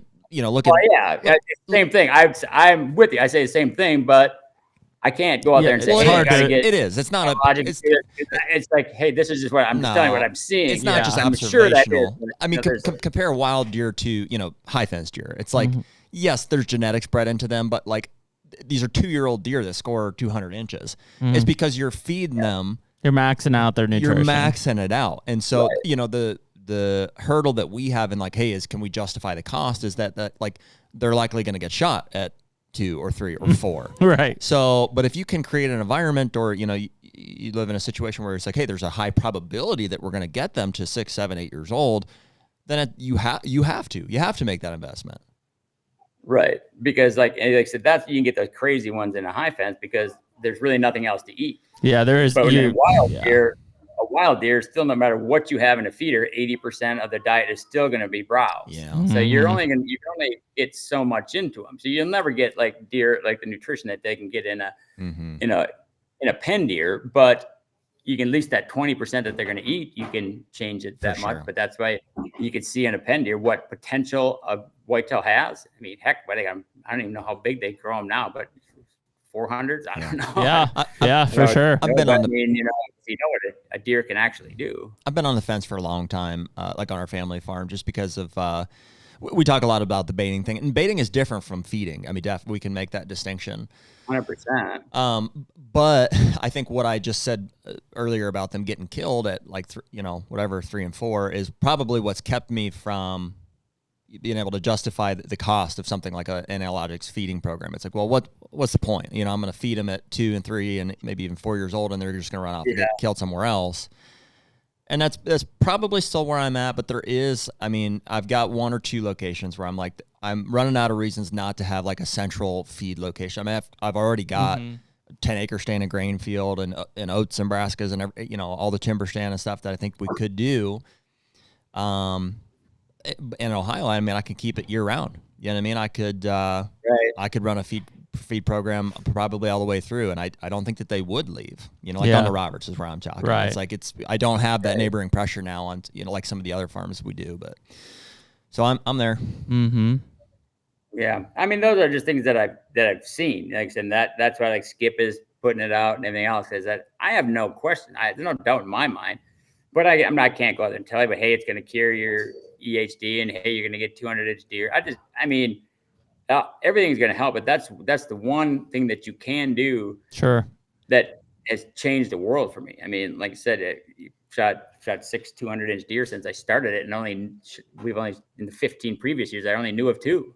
Yeah. I mean, we're not doing anything different than we did back then, So And it's an easy swap. I mean, there's a ton of people that are running feeders, but they're putting shelled corn in it. Well, right. I mean, let's talk about the cost. I mean, what's it cost to run like an analogic feeding program? I don't even know what the pellets are. See, like down here, we have a place called Quality Feeds. And so they just started making the pellet for them because they just need another distributor out here. I think there's a place called Devonish or something that makes all the stuff that they send out and sell. But since we started, I started needing so much down here, and I was just shipping it down here. And then, I would just pay them because they would buy it from Analogics, and I just paid them. Yeah. And it would change so much. I mean, I got 2 big bins that are like, I think they're 6,000-pound bins. And I had them originally because I was going to put like pellets in one and like corn in the other. And so you could, adjust whichever way you wanted to. Yeah. But so now that I just have Quality Feeds mix it, they just come and fill those up. So it's like I order 12 tons at a time. Mm-hmm. And, obviously when the price of corn was $7, which is a couple of here, which was terrible. Yep. I mean, it was $5,000 to $6,000 each time we had to fill those up. But then like times when it's $3 a bushel and, $7 for beans or whatever, it would be way less, like half price. And so I don't know exactly how much like per pound or any of that, because I didn't pay that much attention. Is it the gold deer feed? Is that what they would consider that, Lee? See, I don't know that it's exactly the same because I call it the base mix. It's just pellets, but it might be the one that they call it like jacked too, that maybe just add corn. Because I'm not 100% sure. The only one I use is that base. It's called the base pellet. Yep. So when I see the Tim and Analogics, and I say just the base pellet, that's what they know what I use, and so they just ship it, or they don't ship it anymore. It's just I just order it from Quality Feeds, and they know they have the thing right there. If it's August, they know what to put in. If it's January, they know what the mix is, and so they just do it automatically because I've been using it there since 15. Yep. So I'm not exactly even sure how much the pellets themselves cost or anything like that. All I know is there's years that I've spent it's like Tiffany wants to kill me because some years it's 100. You can whisper it. We would talk about it after. Yeah, it seems like there's a bunch of different options. Like there's a separate checking account. I mean, there's a lot of the pellets, like the gold feed or the spin is all like 95 cents a pound, give or take. Okay. And I'm just looking online, like retail wise. There's the Jack base mix. Wow. So like $50 per 50-pound bag. Yep. And then there's like the Jack base mix, which is, I think that's the like just mix with corn type of stuff. Yeah. And it's like $15 per 10 pounds. Well, the thing you can look at is it's the thing that it's called TX4. And so even like the mineral blocks and all that stuff, that's what you want to look for if you're getting anything from Analogics. If you look, because they'll have like in that feed, but also mineral blocks and everything else. You see something that says what percentage of TX4 is in it. And that is their proprietary thing that isn't, public to anybody. But that's where I think just separates Analogics really from a lot of the other ones, because other people don't. I mean, you can look and say, okay, they need calcium, they need this or whatever, but nobody's has put, millions and millions into research on deer. They're not going to do that. But since it was done in the cattle industry and that already, and they had already done all that work in the parent company of Analogics, they were just able to use that, swap it over to the deer side. But I don't think anybody else is going to be able to do that. So I don't think you're really, I think they have a good competitive advantage there that I don't think anybody else. It's not like, hey, I can go get any pellets from somebody else and do the same thing. Yeah. Because they just, how would you ever know? I have no idea what. All I know is it works. Did the parent company of Analogics have anything to do with like Mad Cow in the cattle industry? And my subsequent question is, for sure, bird flues, all that stuff. Subsequent question is, every one of those. Do they have their hands in? Are they working now on some CWD stuff? They sold. Now Wayne sold that to. He's had like 2 of those labs, and they both have sold. So I'm not sure on that, if he is on himself working on that, or if anybody over there is there not. I haven't asked him on that. Okay. So I'm sure people are, but it sounds like that is like the mad cow with the prions and stuff. It's hard. But you do hear some, I hear some spatterings or some kind of, acid, some kind of acid or something that might. Yeah, the humic acid has been one of those things to put on the soil. They've reported on that a little bit. I don't know if there's been enough research on it yet, but yeah, I think the hard part there, if something does happen, it'll come out of the deer farming community, right? Because I mean, those are the guys who have the most money invested on a direct deer basis. Sure. But I don't think as of yet. I don't know. Yeah. You hear people say that it's just scrapies. It's something that's been around forever. It's not transferable, and you don't need to worry about. I mean, you always need to worry about anything, but they're like the reason that we need to, because like Skip was even talking about. They say he's thinking because they have all this money, like the DNR spend this money on CWD research in Iowa. He's trying to get that money switched over to EHD because if you look at like CWD, not obviously it's a hard problem, but deer, it sounds like from what, at least I'm not an expert at, but this is just what I read and, talking with Ted Nugent on things. He'll send me stuff all the time that, it might be just scrapies that they were just misdiagnosed. They call it, CWD, but it's the same thing. We know that's not transferable, and the animals can live for a long time with that before they die. And that's why you don't see it like wiping out populations like EHD, because they still live and breed and live in their entire lives and maybe not ever die from it. Kind of like, an AIDS virus or whatever. Hey, it's fatal when it blows into the actual thing, but people live, a long time with HIV before it blew into AIDS, whatever. So something like that. And that's why you won't see it wiping out animals, because they can live with it. And if it's not transferable, obviously it's still a problem that you need to look at and everything else. But you look at in Wisconsin when they did it, when they just started shooting all the deer and stuff, I think like way back when that first came there, and they had like 3 cases of CWD or something. And then they did all this stuff with killing all the deer and shooting all those things. They still do it today, and it's like 3 deer. And so it really didn't change anything. Yeah. From what my understanding is, no matter what they did, it's always kind of the same. And so, if it's that's why I think maybe it's probably like Skip was saying, maybe we spend more money on EHD, because that's something that's wiping out our entire deer herds and stuff like that. Not that you shouldn't keep working on the other ones, but it's not wiping out deer herds, because they might live their whole life with it.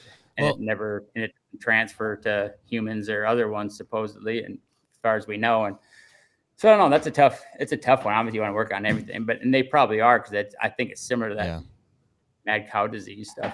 Well, it certainly gets a lot more attention. Like whenever they find the first case, like a first initial case, like you see it in like the local news. Like it's like, well, it's because of the federal funding that comes in support of it as well. Sure. Yeah, there is no federal funding for EHD. They're not doing anything with that.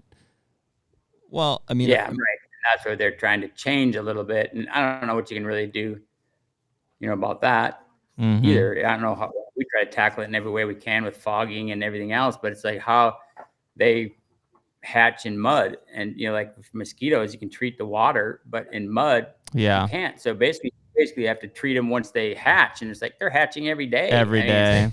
Like, we did the ultra low volume fogging in the research facility, same place we were doing the HD vaccine. I mean, it was every evening we were driving around those pens fogging, and still every day deer died. It just, I mean, it's gonna have a fogger and a fog and everything. And I got the guys with the drones are coming here that, for spraying drones. I said, man, maybe you can put that in there and go over all your ponds and your woods. But it's like, it's just, it's a monumental task. And I don't know that it's effective even in that, because you don't know, just like a midge, just like a tick isn't born with Lyme's disease. It has to bite something first, and then the second one is when you get it. And midges are the same way. So you can go, okay, all these midges hatched. Well, none of them that just hatched had it. The ones that are killing deer are ones that hatched in the middle of the summer sometime that were on a rodent or a cow or something that caught it originally. Now it's the second time, that they're biting someone, because they're not born with it. Right. And so it's a never ending task. So you just have to figure out a way to try to get them to live through it. It's like, okay, you can't really solve that problem. Let's try to keep them healthy enough to live through it. And so you can do that. Mm-hmm. And that was the whole thing. I know that Analogics, when I first met, they were doing the stuff in Illinois, and they had all the senators and everything there on board, I think, for feeding, and it was the DNR that shut it down. And I get it. I mean, because the CWD thing, it's just, you just don't know, but it's just, you can keep deer so much healthier and alive and from EHD if you can feed. It's not a baiting thing. Like I said, I would never want to shoot a deer over a big corn pile sitting out there. Obviously that's the way you hunt in Texas. People will say that I would never do that. And I have friends that I never hunted Texas myself, but I have people that hunted Texas, and they said for 3 days not seeing, all right, bring on the corn. And I was, it's like, heck, I want to be successful, so it's just what you do there, because you can't really grow anything. So everybody has their different ways. So you never try to say this is right or this is wrong. Like people, I never do, because hey, I get it. I mean, hey, you just got to do what's successful. I mean, what's successful for you. Mm-hmm. But for us, I like being able, I think Iowa's perfect that you can feed in the off season. And it's not to feed them. Obviously, like you said, there's food everywhere. Mm-hmm. But if I can keep them healthy and take good inventory, but the health is the biggest thing, pump the most nutrition into them. I mean, to express the best genetics they can and to keep them alive and healthy. I mean, that's really what we strive for here. And then, when it's hunting season, you have all your food plots for that, you've done what you can do and pull them out, and now you're just hunting food plots and everything else. And to me, that's ideal that you can get them through that, where you can't in other states where even Kentucky, they just last year was the first year. It used to be you couldn't feed from March 1st to May 31st. Now it's March 1st to July 31st. Well, what is the disadvantage? I mean, the only one that I can come up with to feeding is risk of CWD, which would be I mean, that's what any state that's not using it. Yeah, I think that's minimal anyway. Because I guarantee you, most people, even the biologists, anyone that's working on, I guarantee you that there is very few people that watch deer as much as I do, unless you have your pen deer situation. Mm-hmm. But we have so many deer right around our house, and so we're watching them every single day. And you watch how social those animals are. Mm-hmm. Every day they're out there and two bucks at them just lick each other, lick their ears, sit and lick and lick and lick and lick and lick for 20 minutes straight. Yeah. And they just sit there and lick each other. And they're doing that all day, every day. When you're looking at it, and it's like, if you think that they're not touching noses or touching each other, they're a social animal. They're around each other all the time. Mm. If you think that feeders can make a big difference, I don't think it is. Mm. When I start watching the deer out there, they're touching each other and doing stuff every single day. So I don't think you're going to stop it. I don't think it's make any difference whether you have a feeder or not. Yeah, they're always eating in the same places, touching each other, licking each other. Well, yeah, I mean, we talk about it all the time. It's like, what are you going to do? Try to close up every scrape that appears? Well, I mean, there's two. You can look at it either way. Obviously, they're social creatures. They're licking branches and they're licking each other, and deer are going to be deer. But the other side of the argument is why? What's the argument for it? You know what I mean? What's the reason to have something that's going to attract them all to one place that could potentially spread this? And I understand that side of it too. Yeah, well, if you're thinking if you're looking out for the deer, the health and well-being of whitetail deer, you're gonna lose thousands and thousands in the state to EHD every year. Sure. How many are you losing to CWD? 5, 4, 3, 1, 0, right. 20? I don't know. It's not thousands, I'll tell you that. For sure. Yeah. So if you're looking out for the deer, I can make it. And I'm not arguing that. It's definitely not as immediate of a threat. It works for me, but that's my opinion on it. It's like, hey, if I can save 1,000 deer, and maybe 1 or 2 get EA or CWD for it, I mean, if that was in humans, how would that work? Right. Well, there's hoof and mouth or something, or whatever, something transferred to humans, but we just saw it with COVID. I mean, COVID was the example. It was like, is there a COVID outbreak and it creates a mass casualty? event, but it's not like, I mean, look at us now. Like COVID's gone essentially. Like it's still around, but not in the mass casualty. COVID is like an EHD, right? It would come in, it would hit. Deer don't die necessarily from direct and EHD. We could look back and try to figure that out, but like I don't personally feel like anything that we did helped COVID. Like it just I don't either. It just passed. No, like people died, and then the rest of us dealt with it, and now here we are. Yeah, and I can see let's say COVID. Yeah, CWD. Let's say there was a vaccine though that did stop it, prevented the spread, everything else. Let's say that the vaccine did what it was supposed to, and just stopped it dead in its tracks. But what if there was something to that say, well, you know, we're not going to do that because, you know, 2 people out of every million from the metal of a needle going into their arm, they're allergic, they're going to die from it. So we're not going to save millions of people because of potential to lose 2 others. Yeah. So what's the difference between that, like you're saying, what they try to do with the vaccine, exactly, to EHD compared to CWD? So we're not going to save millions of deer from EHD that are going to die every year, that we know that as a fact. Yes, I'm with you. To save the how few from CWD that we know that they don't die in droves. Or even a better example is look at how much money we spent on the COVID vaccine and time and effort and heartache, you know, that caused people, and how many people have died of like things that are addressable, like, you know, congestive heart failure and like, you know, things that we probably can fix by just promoting like physical fitness and health and dietary stuff. Yeah, that's right. I'm with you. So it's kind of similar. Like I said, I mean, to say you can't feed, but if you could prevent EHD, but you've got to feed them in something, but we're not going to do it because the chance of a CWD, which I see them touching each other, licking each other all the time. I just think that far outweighs one of the other, because I mean, CWD has been around forever, and it has never been a giant pandemic where half the deer are dying like EHD has. I mean, EHD used to be something you just heard of on the Milk River or something, but now it's everywhere. Yeah. Well, never had it down south. Now that's in Alabama everywhere. If you look at like, you know, the UP of Michigan and northern Wisconsin and Minnesota and into the Canadian provinces, I mean, they've had to have feeding yards for years. Otherwise, you wipe out an entire fawn, you know, cohort basically. So, I mean, you know, you had to feed or they die. It's the same thing. Or they will die for sure, but like, they could. Here are the consequences. Like if we don't feed, these deer will die because of winter starvation and the harsh winters. It's the same situation we're in now. It's like if we don't feed now, we could lose a lot of deer from EHD. Yes. Could there be CWD interaction stuff? Yeah, maybe. But what's the result? And we don't. I think that's the thing that gets most people who stay in touch with it the most pissed off, is the fact that there's been millions and millions of dollars spent and research done.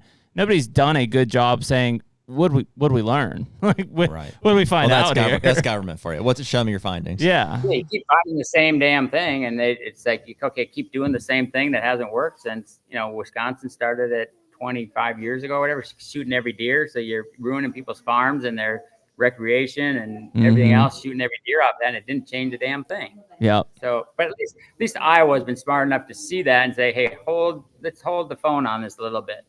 Yeah. You know, we're not going to go on and just open this up and shoot every deer and, you know, kill our entire resource for something that may or may not work. And we pretty much know it doesn't work because they've been doing it everywhere. It still never wiped it out from anywhere. But yeah, it's a tough subject, though. I mean, everybody has their own opinion. That's just my opinion. I'm not saying it's right or wrong. It's just mine from what I see. And of course, we're biased to it because we don't want them to kill all the deer. We want to be able to save them from EHD, and we have a stake in it.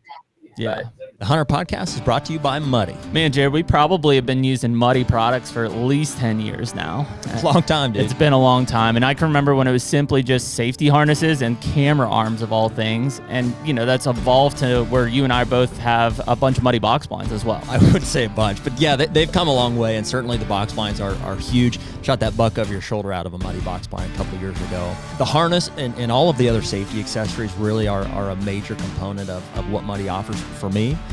You know, we've had some injuries in the past. You know, some tree stand accidents. This is all back before we were using, you know, frankly, harnesses, the lineman's belt while we're hanging stuff, and the safe lines. I have those in every single one of, you know, our fixed tree stands now. And We really have made safety a priority. That's a big deal for us. And, Muddy has everything we need for that. Yeah, and I think the cool thing about Muddy is anyone listening to the HUNTR Podcast can save 20% using the code HUNTR20. That's HUNTR20. Anything that you can see on the Muddy Outdoors store online, use that code, save yourself 20% for this hunting season. Go Muddy. I've got one last thing I kind of want to cover, if that's okay, and then we'll let you wrap up here and get some breakfast. So my uncle would kill me if I didn't ask you this. This is my uncle that I said was a big inspiration for me in hunting early on. So we're always talking about managing does on our property and how much to shoot and stuff. And my argument is always for, we need to shoot more. Like historically, we've not shot a whole lot of them. And this past year we shot like 15 or so. And this is Eastern Ohio. It's frankly a transition between big open cattle country and big timber, like getting into more West Virginia, far Eastern Ohio stuff. So we have covers a limiting resource. It's a lot of like row crop and pasture, not very much CRP or anything like that. A lot of the timber is like, big oak stands and stuff. On our property, we've done a lot to try to thicken that up, and we provide our own food year round and stuff. And we have some CRP projects on the horizon. So that's just kind of like give you the basis there. So we shot 15 does this past year, and it has nothing to do, frankly, with a ratio. As far as I don't think I can control rutting activity or this or any of that. I think it's because cover is a limiting factor for us that I need to make room for mature bucks. I think they leave to find more secluded areas where doe groups aren't overpowering stuff. And his argument 100% of the time in rebuttal to me is, well, look at Lee and Tiffany's farms. He's got 100 does out in the field, like every time you shoot these giant bucks and stuff. And I don't know. I don't have the answer for it. And so, now that you're here, I'm going to ask you that. What's the? I'm more on your side of thinking of it, because we can't really control it. I mean, we used to shoot a ton and didn't really change anything because we have the food that they just backfill. Yeah. So basically, you're kind of doing it for the whole area, but we shot a whole bunch, and then we hit the EHD years and lost a ton. The deer numbers. I guarantee it. Over like in 15, we didn't have an eighth of the deer that we had just 5 years before that. Wow. And then you start thinking about it. It's like, boy, just for rebuilding this herd. Now I wish we hadn't shot, 200 does 2 years ago. Yep. You wish you had them. So it kind of makes you think a little bit more about it. That's always in the back of your mind. You don't want to take too many where, and you're never going to change the buck to doe ratio because they just backfill. Right. Like you said, we have food. So, but you do want to, I do think about a lot is just like you're saying, but we have plenty of cover and stuff. And so instead of trying to decrease the deer population as much, we still shoot 15 or 20, on our farm, just everybody who wants to. And that's all we eat. So everybody, and all our guys, same thing. So everybody will shoot some to eat and stuff and like that. So, and any neighbors want some or kids or whatever, we say, yeah, come on, shoot those if you want, but not enough that it's like we used to, where we used to take out a bunch. And one thing that I noticed on one of my best farms, we did that one year. I used to have all the sheriffs and game wardens and stuff that were up, friends of ours, that they don't get to hunt much during the season. They're always working, especially the game wardens and stuff. So we used to have that late doe season here in Iowa. And so we were always gone. We were always at the ATA show and SHOT Show and, all that stuff just game on right after hunting season. So they would come and say, hey, yeah, you guys go shoot some does, because I trusted them anyway. Yeah, you guys, I don't have to be there. You guys just go shoot what you want. They knew our farms and stuff. So I was just like, yeah, got a west wind, go there, and on that one farm, it was like, we had so many deer on there. And so we shot 76 does a couple of those years off that one field.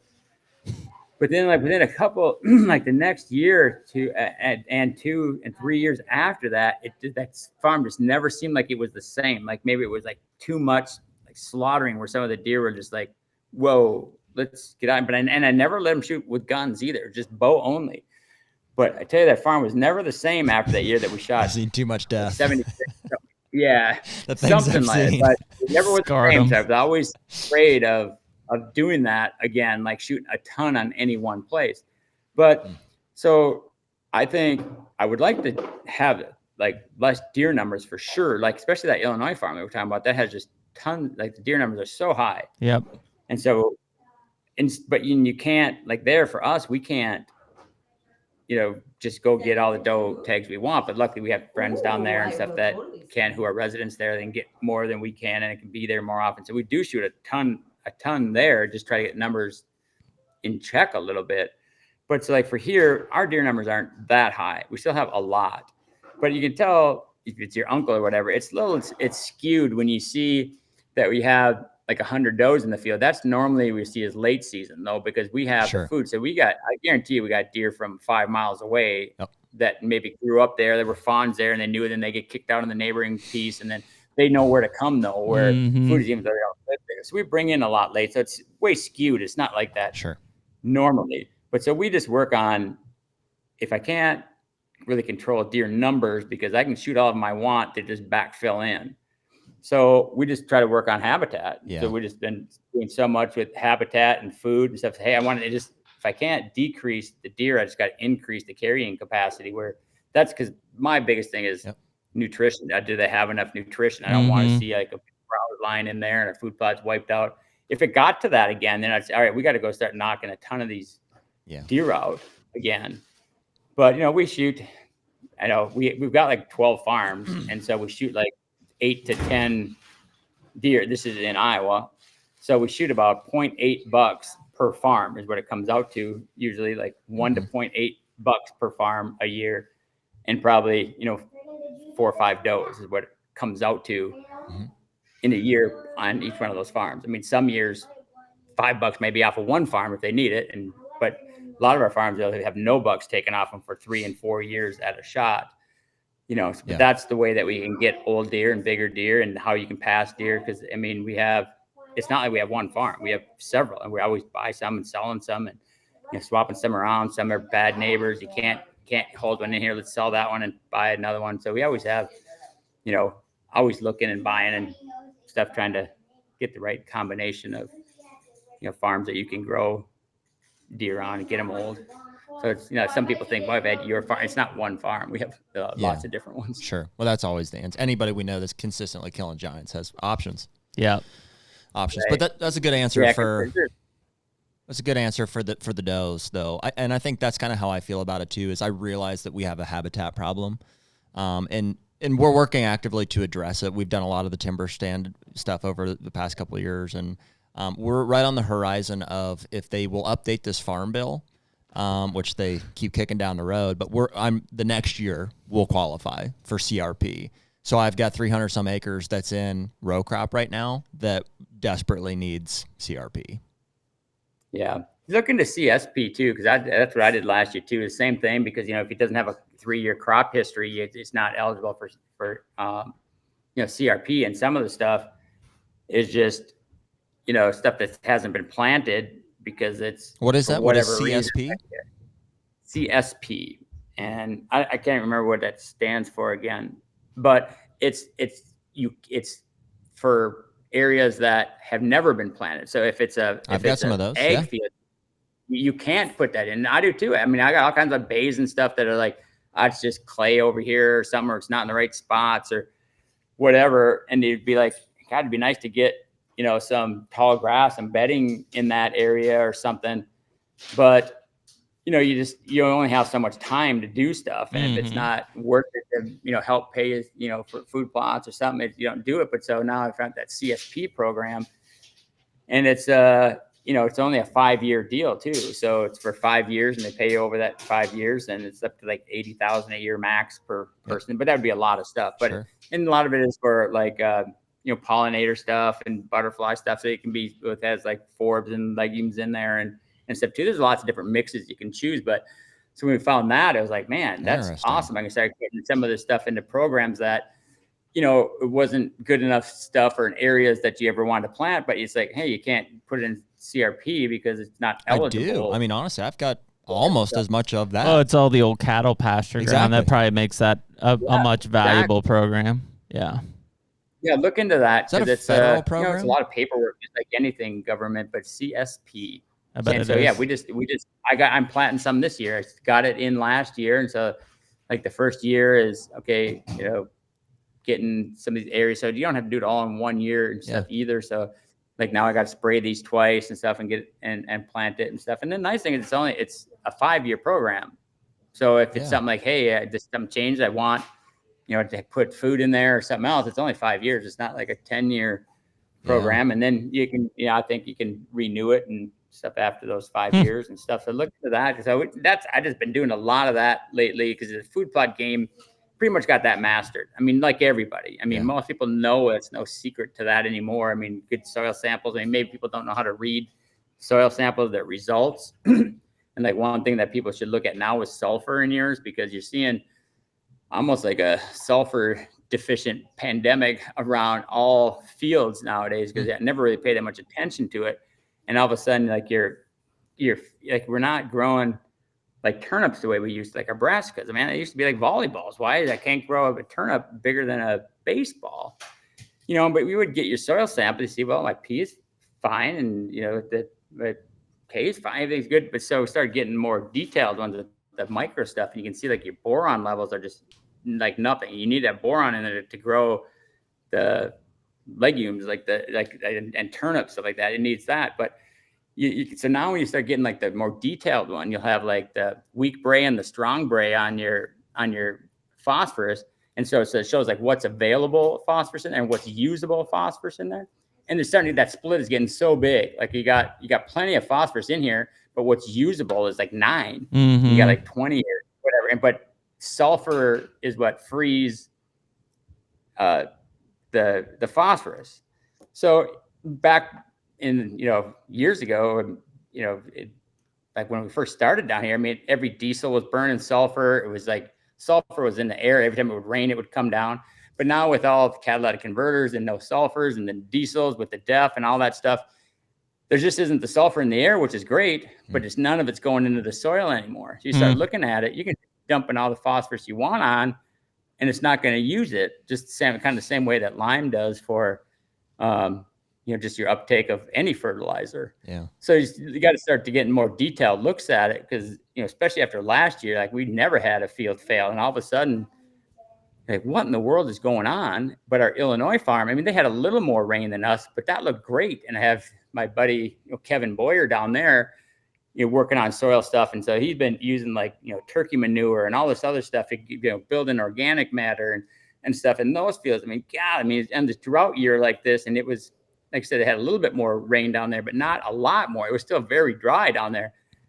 Like, where I couldn't even grow a turnip up here, or a radish like the size of a golf ball. And down there, they're just like a volleyball again. Like, what in the world?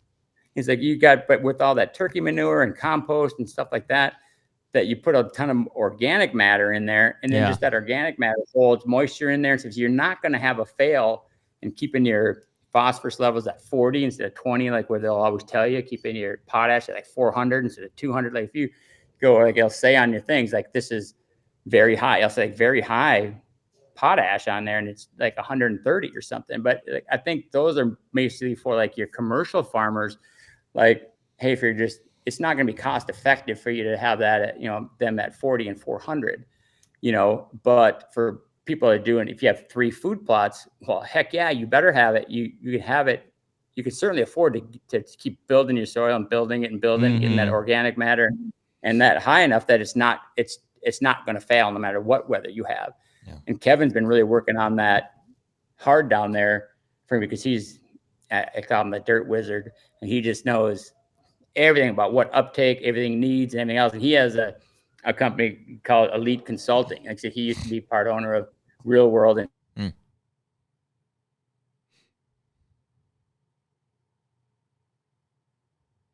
look him up online, text him, call him, but Kevin Boyer for Elite Land Consulting. But he is like a wizard at dirt. So if I have something that's like, God, I don't know why, I just can't. We have plenty of rain. The turnips won't grow. Well, look at this. Look at what are your nitrate levels. They won't. People say they won't eat it. It's the nitrate. With that, if you have too high of a nitrate in your soil, it comes up and it makes them bitter, and they won't eat them. So you got to solve that problem first.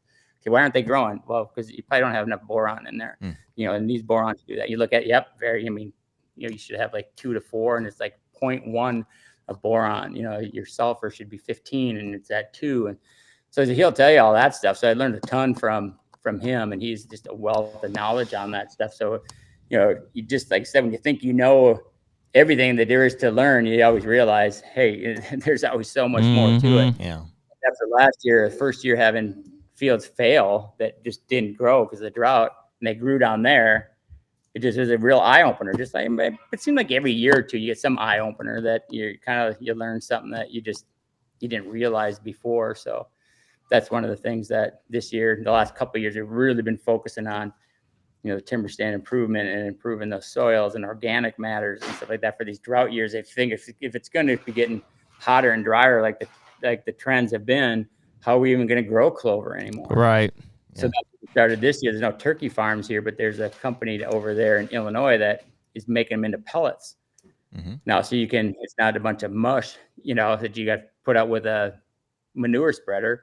Now it's in hard pellet form. So I just have them truck it up by the tons and put it right in a regular fertilizer cart and spread it on that field, getting compost and putting it on these fields. We put on 200 tons of manure and compost and everything on these fields this year. So I can't have it fail again. So there's always things that we're working on. It's we could do a whole nother podcast on soil. Well, maybe we will. If you're willing, I'll have you connect us with Kevin and maybe Aaron, you mentioned earlier from Analogics. From Analogics, it'd be cool to chat with those guys. Yeah, it'd be cool to get them guys on, and Kevin Boyer. I mean, like I can tell you this. There's just stuff that he tells me. I mean, that I've learned from him, but I haven't even touched the tip of the iceberg. But like what he knows, he tells me what I need to do for this problem. But okay, what about the next problem? Sure. The next thing? I mean, he's a wizard on that stuff. So You're always learning, So awesome, very cool, man.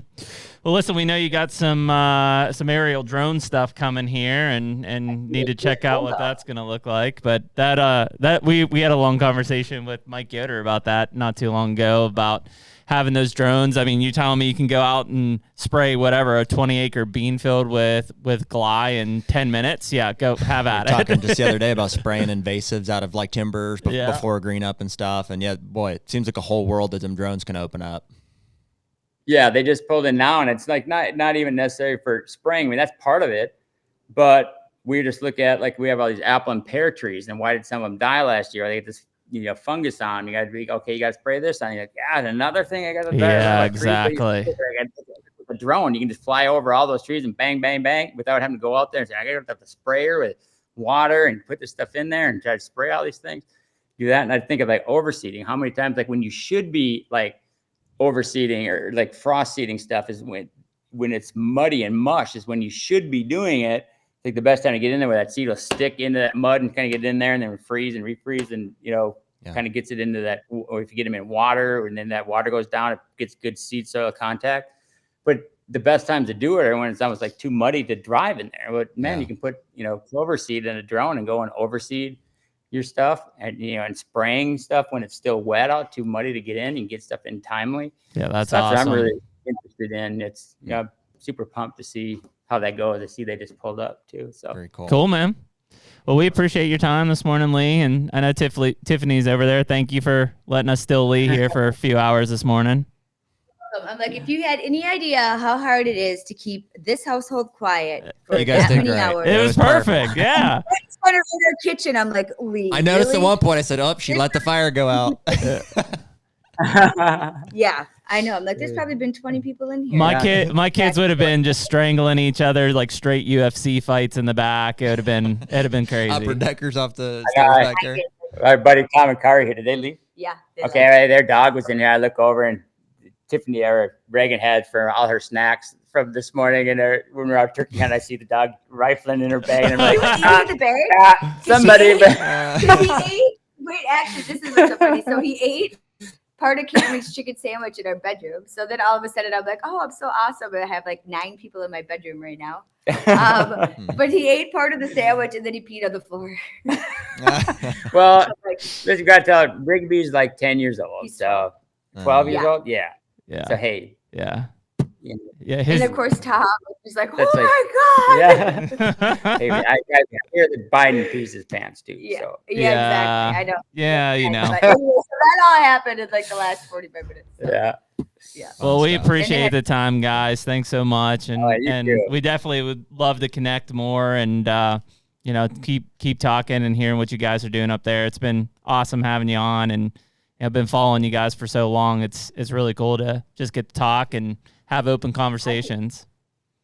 Right, and then the same with you guys. I mean, I love talking deer with anyone. You always learn something new. Like I said, all this stuff with soils and analogics and all the drones and stuff. There's always new stuff to learn, So it's, if people can rehash the same old rut stuff and deer stuff, but there's so much more science that goes into it. And you're learning stuff all the time, so it's fun getting out and talking to people because you learn something all the time, So yeah. Awesome. Yes, I appreciate you guys too and taking the time to invite me on. Awesome, man. Thanks, man. Lee Lakosky, the Lee and Tiffany. That's the man, and Tiffany. Yeah, really cool. I mean, it is interesting. I mean, dude, just scratching the surface with a guy like that, and that's the hard part about like one of these first pods. Like we were just talking, we're about to have Jeff Sturgis on again.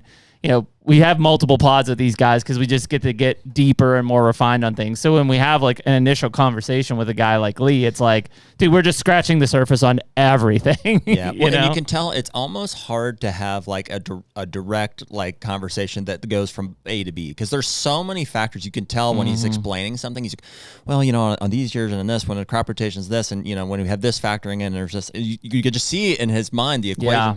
And it's cool to get into the weeds on some of that stuff. If you can pick a direction and hone on some real issues, it's like I learned a lot, from Lee in that conversation. I think the cool thing is, and he's right. There's a lot of, obviously with what Lee and Tiffany do, there's a lot of envy there of what people, want and think that they have. And I thought he talked about it really well on like, be careful what you wish for in some of these things. That the one thing that is cool, I think that almost anyone can experience, and it's not going to happen all the time, is the ability to follow a deer throughout the years. And maybe you're not going to get them to 7, 8, 9 years old, which is what Lee's talking about here. But, even following certain deer to 4, 5, 6 years old, like, that's how you kill those deer. It's the attention to detail on a specific deer with specific behaviors.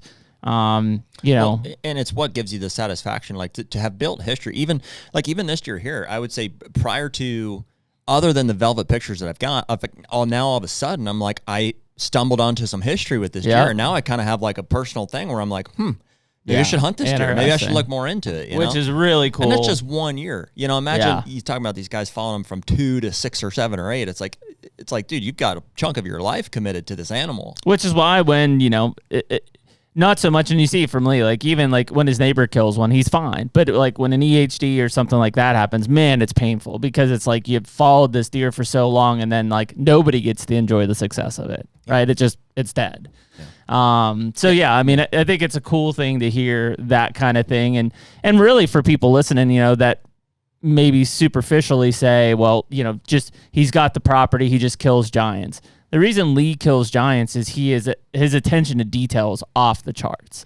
Well, and dude, he came from, not a lot, it sounds like. A lot of kids, Northeast, like we share a lot of the same like roots in the sense that like we talk about, man, where's this fire for deer hunting come from? It comes from, there aren't a whole lot of like amazing opportunities, here. Yeah. And you hear that. There's more Minnesota, where he's from, Michigan, Wisconsin, Pennsylvania, New York, like those states. Those are where your diehards come from. Because it just wasn't easy. It was tough. It was a struggle. Like you earned every bit of success. You take and place those guys then in the Iowas, the Kansas, the Missouris, the Illinois, the Ohio, they kill deer. They just live out their dreams. They freaking, they are an absolute mercenary of deer killers at that point. Yeah. And that's cool, and that is, I think, what, a lot of us really have deep inside of us is that passion and that struggle and everything mixed together is what creates like the deer hunter who's just ate up with it at this point.